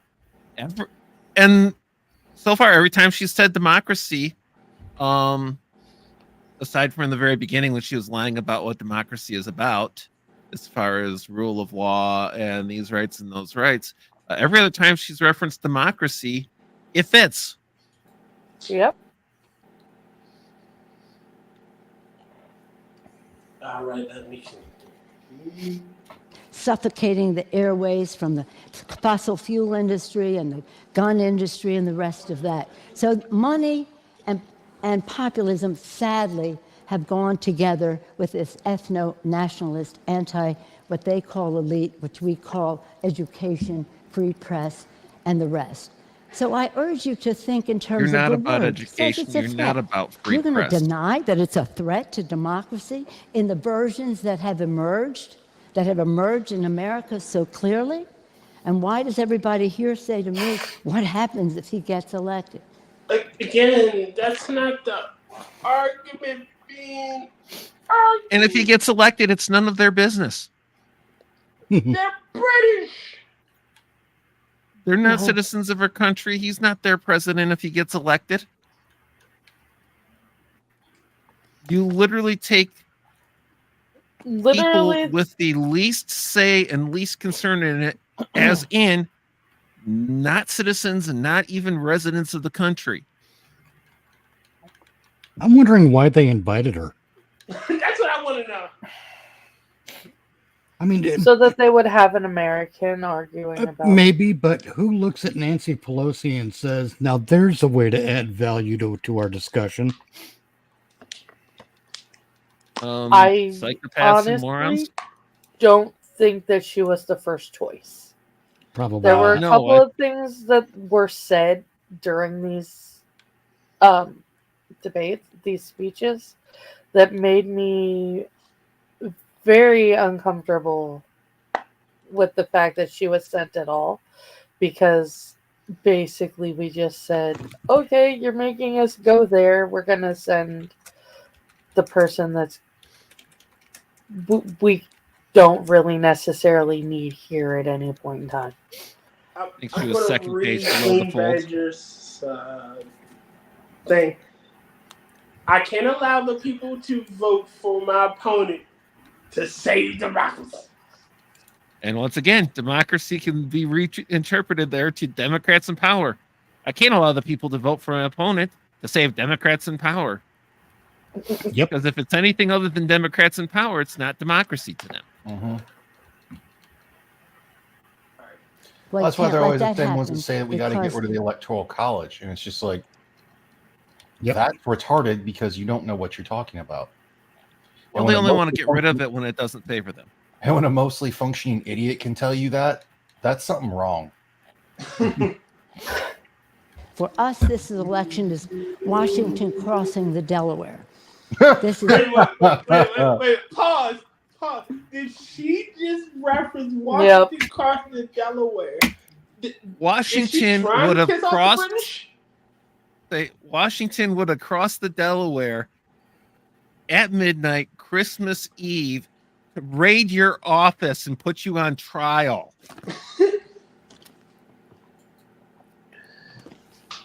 Yeah, I love it. It's doing to the British. I mean, granted, he'd have also raided her liquor cabinet and still been like, I'm not even buzzed yet. Wow. No, if you know something about his, about I a want to say Democrat- his inauguration party, there'd be people in today's day and age that, with the amount of people they had there, that would quite literally have alcohol poisoning. Yeah. They went through like several barrels of beer, casks of fucking whiskey, wine. It was ridiculously awesome. no offense to Good the save. Brits, no offense to the Look, again, point of contention. Brits, but the fact is also that what happened no offense here to the Brits. at Runnymede, the Magna Carta, yes, the first Parliament and the rest of that. I just love how she ignores the points of contention. Well, she can't see this. She can't see behind her. Yeah, she can't see this person, but everybody who's made a vocal, she's like, no did. thanks, no thanks. Yeah, I mean, I agree with you, but The Magna Carta. let's yes, damn her for what she the first earns. Parliament and the rest of that has a great contribution to democracy in the world. But our country was founded on the principle that all people are created equal. A constitution that tried to implement that wasn't perfect from the beginning, but they were able to amend it to end slavery and all the other remnants of what came before. It But didn't end populism slavery. in It the version of redefined it. Andrew Jackson, which was described here, is not the threat that we are talking about. It was written to set the stage for the abolishment of slavery because they knew that if they put the abolition of slavery in from the beginning, the states we needed to, it would destroy the country. We would fail before we started because Right. there were too many states that wanted slavery. So instead, they made a compromise to save the country that built the foundation for the abolition of slavery that they wanted. Exactly. While keeping those slave states from gaining too much political power to where they'd be able to prevent the eventual abolition of slavery.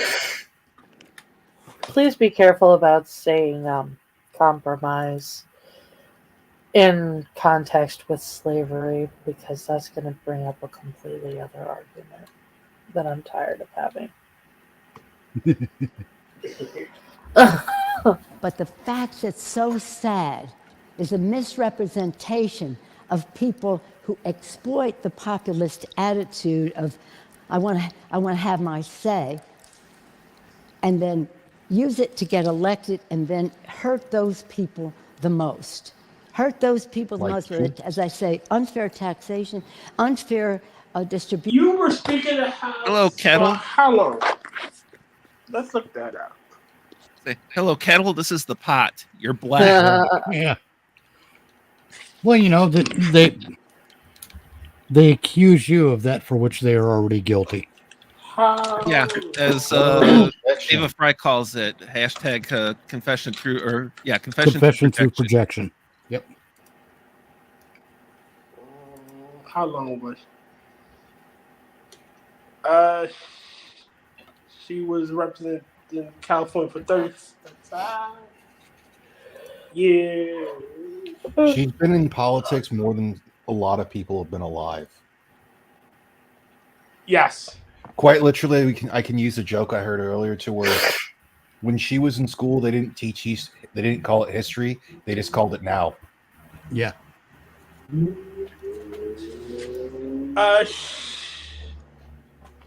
She was Speaker of the House since 2019 through 2021, and 2021 to 2023. So 6 years. No. Then 07 to 09, and 09 to 11. Wow. Okay.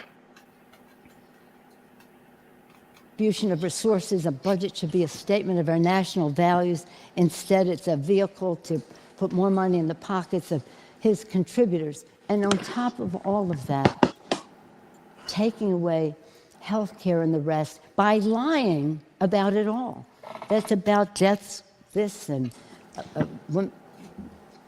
abortion. It's not about any of that. So if there could be truth in their message, I think that people would react differently because they would know quite clearly how it affects them and their lives, where they know better than anybody their kitchen table concerns on how they can pay the bills, educate their children, save for retirement, pay the rent, and the rest of that. So my friends, this is interesting academically, intellectually, and the rest. But on the ground, populism, as the version that we see now, is a threat to democracy that's really hard to deny. I was eager to hear their arguments, but what I heard could have been made 200 years ago and not facing the realities that we see. So I urge you all to vote in favor of the proposition, and again, with respect for the presentations that we had. And really, Sultan, I was ready to vote for you for one of those positions. I really was. But I'm not sure now because I don't know that you could possibly believe the presentation. I know this is academic, so maybe Just you because believe an it, I argument could be respect used that. 200 years But ago what I doesn't do mean it's not respect- still valid today, you dumb nonce. Exactly. That's why I reduce everything to tyranny and liberty. Because that is the very fundamental. Oh God, I'm sounding like John McCain now. That is at the very core of every issue. You can reduce anything to tyranny and liberty. But everyone, never mind. I don't want to get into it. I'll go on to a whole thing. That's not why our we're here. democracy. And just tell you one more thing. I'm from Baltimore, Maryland, Oh, where God, our this is national why. anthem was written by Francis Scott Key. And he wrote a beautiful thing in the national anthem, and it's our motivation right now in some of our campaigning. He said, proof through the night that our flag was still there. Proof You know Which through the night. definitely- about the flag. What Yeah, the hell you does hate- this have to you do hate with the democracy in nation. China? You hate the nation. You hate the flag. You're against proof through the night that the flag was still there because you don't want it to be there. You've held another nation's flag above ours in the House of Congress. You can suck my nuts. Okay. I wouldn't want her anywhere near Figuratively. my junk. Yeah, get to the figurative there because I wouldn't want her anywhere near my junk. Figuratively, not literally. That's what I said. Then the cops showed up. Wait. I'm just curious. What the hell I does just that love do with she's- the price of 10 shows? She was going on about dishonesty and people telling the truth and everything. She wouldn't know the truth if it bit her in Bitter the in butt. the ass. She wouldn't know the truth if it smacked her husband in the face with a hammer. Oh, oh, Bangarang Mitch. Brutal. True, but brutal. oh. Hey, hashtag diplomatic immunity, all right? Ah! You are our resident diplomat. Wow. That our flag was still there. We have to prove through the night of this election that our flag is still there. Again, A flag that we campaigning. pledge Shut up, to cunt. every civic day with liberty and justice for all. And They that can't vote is for not- you, Nancy.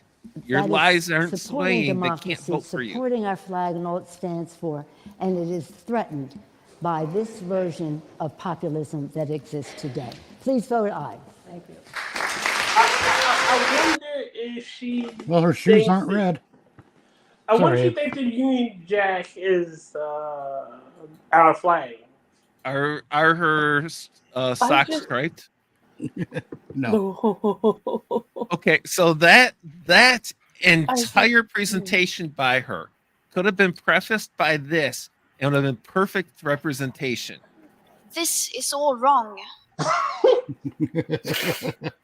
I should be at a bar. It should You just say came from this one. is horseshit.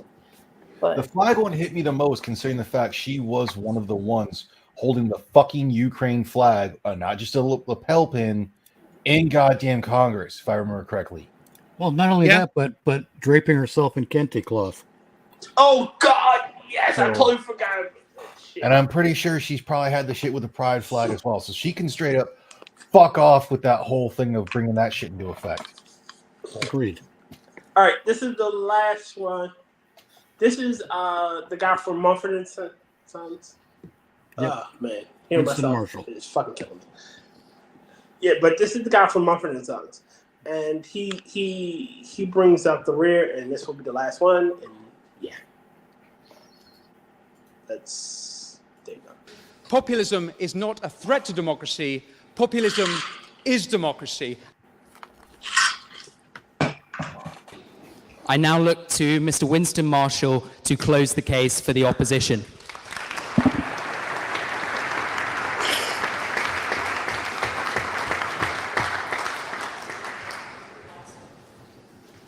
Ladies and gentlemen, words have a tendency to change meaning. When I was a boy, woman meant someone who didn't have a cock. Populism has become a word used synonymously with racist. We've heard ethno-nationalist, with bigot, with hillbilly, redneck, with deplorables. Elites use it to show their contempt for ordinary people. This is a recent change. Not long ago, Barack Obama, while still president at the North America's Leaders Summit in June 2016, he took umbrage with the notion that Trump be called a populist. How could Trump be called a populist? He doesn't care about working people. If anything, Obama argued, he was the populist. If anything, Obama argued, Bernie was the populist. It was Bernie who'd spent 5 decades fighting for working people. But Trump. Something curious happens. If you watch Obama's speeches after that point, more and more recently, he uses the word populist interchangeably with strongman, with authoritarian. The word changes meaning. It becomes a negative, a pejorative, a slur. To me, populism is not a dirty word. Since the 2008 crash, and specifically the $1 trillion Wall Street bailout, we are in the populist age. And for good reason. The elites have failed.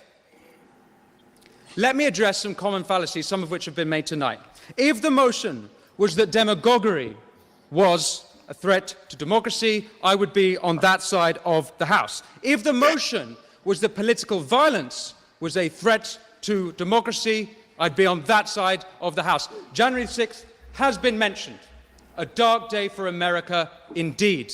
And I'm sure Congresswoman Pelosi will agree that the entire month of June 20, when the federal courthouse in Portland, Oregon was under siege and under insurrection by radical progressives, those too were dark days for America. It'd be the first time she would. There is no equivalence there. So, yes. So you don't agree? That's fine, you don't agree. And That's where is the point of contention for this woman speaking out of turn? Exactly. Yep. It's Pelosi scolding him. She's wagging the finger. Yeah. I don't care. She shouldn't be speaking at all. Mm-hmm. I think they're giving her a little leeway because she's the Speaker Emeritus and she's a guest. Well, but I also- don't give a damn.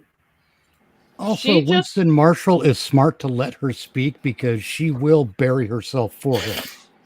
No, I'm talking about the fact that they turned around and made all of those points of contention Oh, yeah.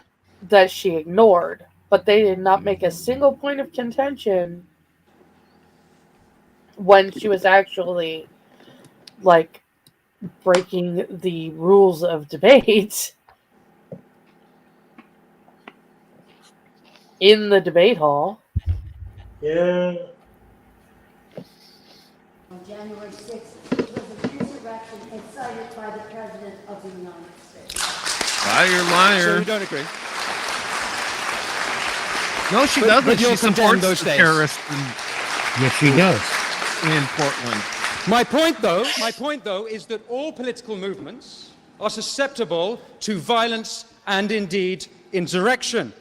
And if we were arguing that fascism was a threat to democracy, I'd be on that side of the House. Indeed, the current populist age is a movement against fascism. I've got quite a lot to get through. Populism, as you know, is the politics of the ordinary people against an elite. Populism is not a threat to democracy.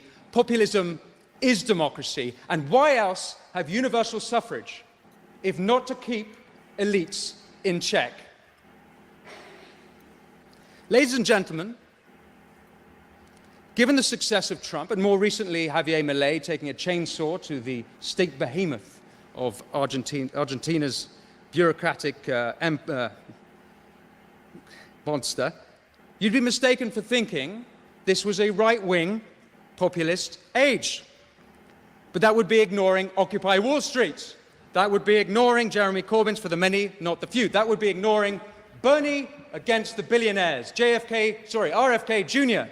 against Big Pharma, and more recently, George Galloway against his better judgment. Now, all of them, including Galloway, recognize genuine concerns of ordinary people being otherwise ignored by the establishment.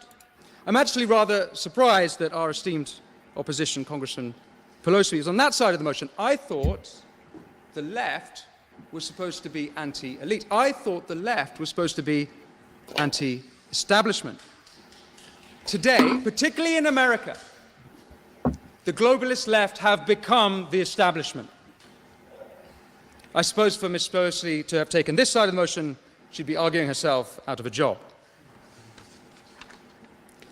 I'm liking But him it's here so far. in Britain where right and He left did a great populists job. united for the supreme act of democracy, Brexit. Polls have showed the number one reason people voted for Brexit was sovereignty, for more democracy. Thank you. What was the response of the Brussels elite? They did everything in their power to undermine the democratic will of the British people, and the Westminster elite were just as disgraceful. As we've heard, David Cameron called the voters fruitcakes, loonies, and closet racists. The Liberal Democrats did everything they could to overturn a democratic vote. Keir Starmer campaigned for a second referendum. Elites would have had us voting and voting and voting until we voted their way. Indeed, that's what happened in Ireland and in Denmark. Let's look at some of the other populist movements. The Hong Konger populist revolt is literally called the pro-democracy movement. The farmer revolts from Netherlands to Germany, France, Greece to Sri Lanka. Farmers are taking their tractors to the road to protest ESG policy that's floated down to us from those all-knowing, infallible elites of Davos. The trucker movement in Canada became anti-elitist when petty tyrant Prime Minister Justin Trudeau froze their bank accounts, not the behavior of a democratic head of state. The Gilets jaunes in France, ULEZ in London, working people protesting policy that hurt them. And how are they treated? They're called conspiracy theorists. They're called far right, by the mayor as well. Ladies and gentlemen, populism is the voice of the voiceless. The real threat to democracy is from the elites. Now, don't get me wrong, we need elites. If President Biden has shown us anything, we need someone to run the countries. When the president has severe dementia, it's not just America that crumbles, the whole world burns. But let's examine the elites. European corporations spend over 1 billion euros a year lobbying Brussels. Yeah, sure. Hold on. US corporations. Like this dude just like straight up came out like Kayleigh McEnany and just like has a whole list Yes. of all this shit. This dude is awesome. That was a great example. Thank you. He's the guy that got kicked out of Mumford & Son. I'd heard he'd left, but I'm not a follower, so I don't know. He got kicked out. Like he like. Go ahead. I was gonna say he's taking no prisoners. No, he's No, he really isn't. But that's one of the things that we need is, like I said, we need to call people out on their tyranny using that word. We need to get them to either deny or admit their tyranny, because if they deny it, we can call them out for being liars. If we trick them into admitting it, well, there you go. Then you did that on purpose. Fuck you, you know? Anyway, proceed. Spend over $2 billion a year lobbying in DC.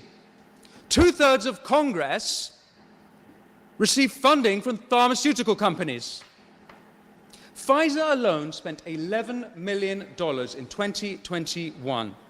They made over $10 billion in profit. No wonder then that 66% of Americans think the economy is rigged against them for the rich and the powerful. And by the way, we used to have a word for when big business and big government were in cahoots. And I think any students here of early 20th century Italian history know what I'm talking about. What about big tech? Throughout the pandemic, Biden's team, the FBI, and the Department of Homeland Security colluded with big tech in censoring dissenting voices, not kooky conspiracy theorists. People like Dr. Jay Bhattacharya, the Stanford epidemiologist. People like Harvard scientist Martin Kulldorff. People spreading true information, not misinformation, true information at odds with the government narrative. Need I remind you, democracy without free speech is not democracy. This was a direct breach, by the way, of the First Amendment.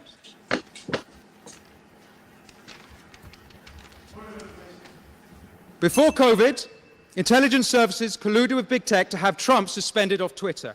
Yes, the same platform which hosted the Taliban and Ayatollah deaf to Israel Khomeini, they thought the president crossed the line when he tweeted on Jan 6th, quote, "Remain peaceful, no violence, respect the law and our great men and women in blue." That's a quote. You may be thinking now that Trump is a populist. You are right. He didn't accept the 2020 elections, and he should have. So should Hillary in 2016, so should Brussels, and so should Westminster in 2016, and so too should Congresswoman Pelosi, instead of saying the 2016 election was, quote, hijacked. Quote, hijacked.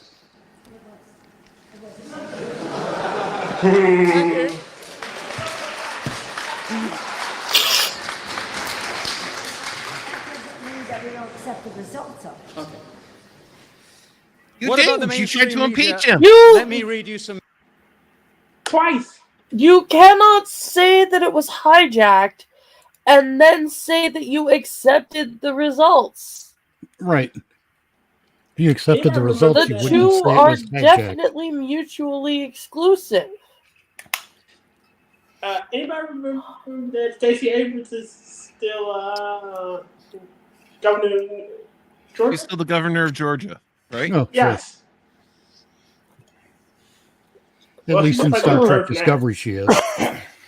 No, she's the Well, president of Earth. Yeah, the governor of Georgia's like second job is kind of background now because the president of Earth thing.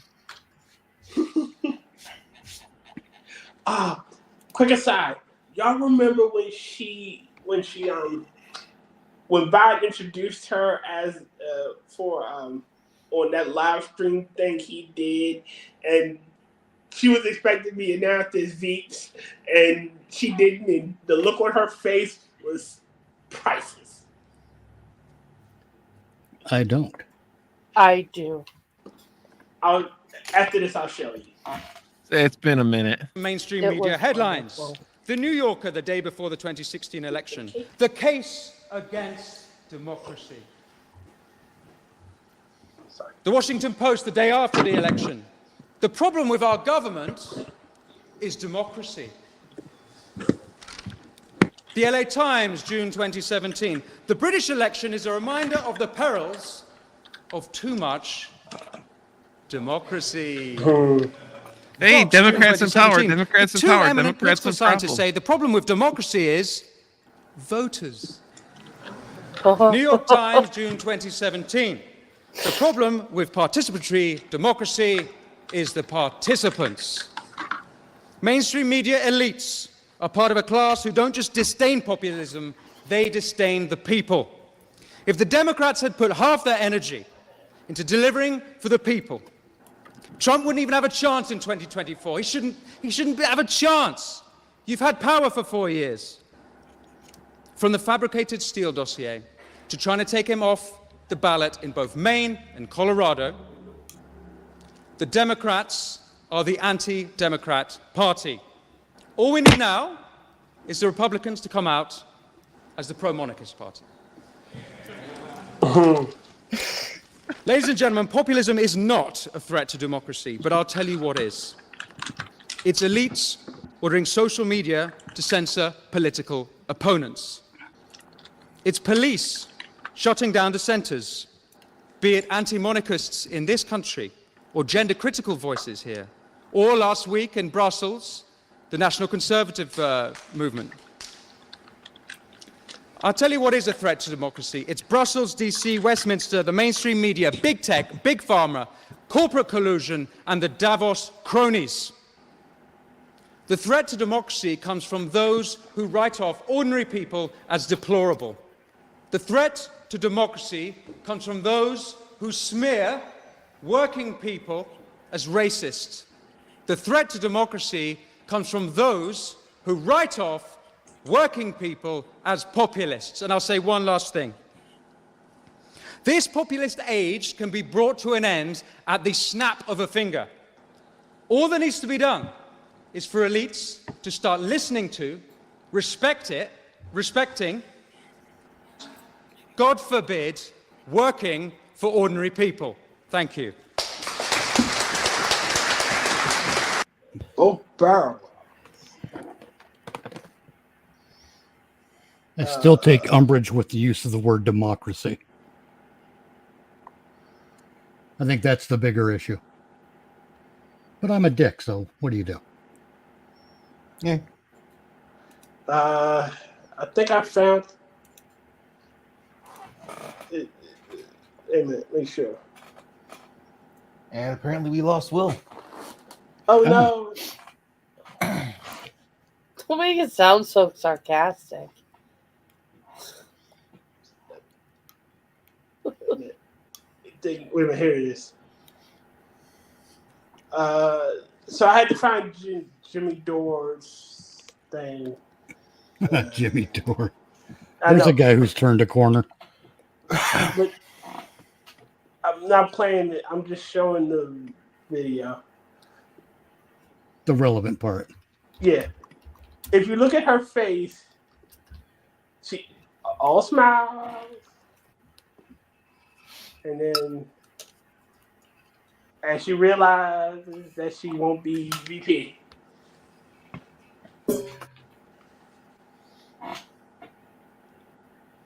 The look on her face. You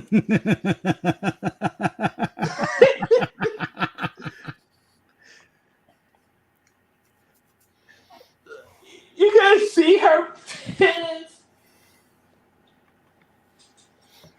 Oh, that's awesome. She just realized what she sat in. Yes.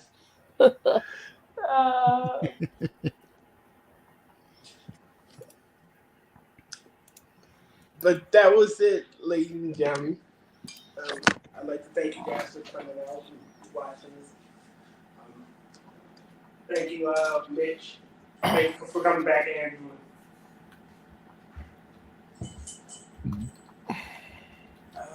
No worries. I always have fun. Oh yeah, and like that was definitely a save the best for last. That dude was fucking awesome.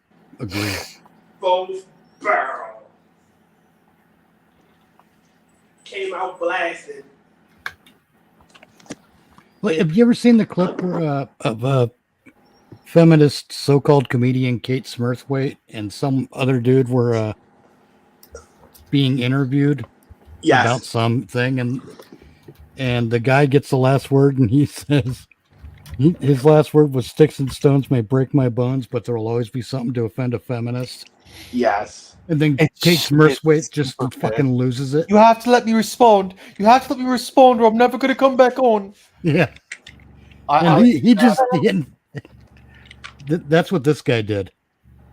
He did basically that with Pelosi. Let's see if I can find it. What's that? I said I'm gonna see if I can find it. Ah. So like I couldn't have been the host for that because as soon as she'd have been like, "You have to let me respond, or I won't come on," I'd be like, "Is that a promise?" I'd be like, "Okay." And now we know I'd have why. just been. Go on. I was going to say, now we know why Rotten doesn't run the Oxford Union.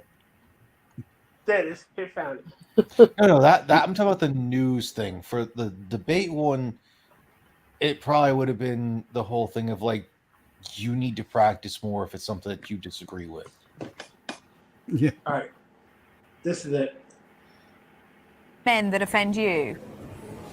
Not particularly, and if there are some I don't like, I certainly wouldn't want them banned. But it always goes back to that old adage: sticks and stones may break my bones, but there will always be something to offend a feminist.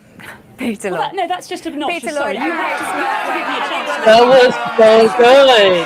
No, hang on, I won't do your show again. Shit-eating Grimby's got too. Come on, that's ridiculous. I mean, first of all, to allow somebody on air, this is a women's rights movement. We're asking for equality. To just come on and say that kind of. That was nice. That was great. See, the beauty of that is all he has to do is wait until she's vented her spleen and just go, see? Yeah. Case in point. Just be like, thank you for proving my point. Yep. Okay. I'm getting dizzy and sleepy. Well, sleeping's normal. Dizzy's not good. Be safe. Oh, no, it's just normal. All right.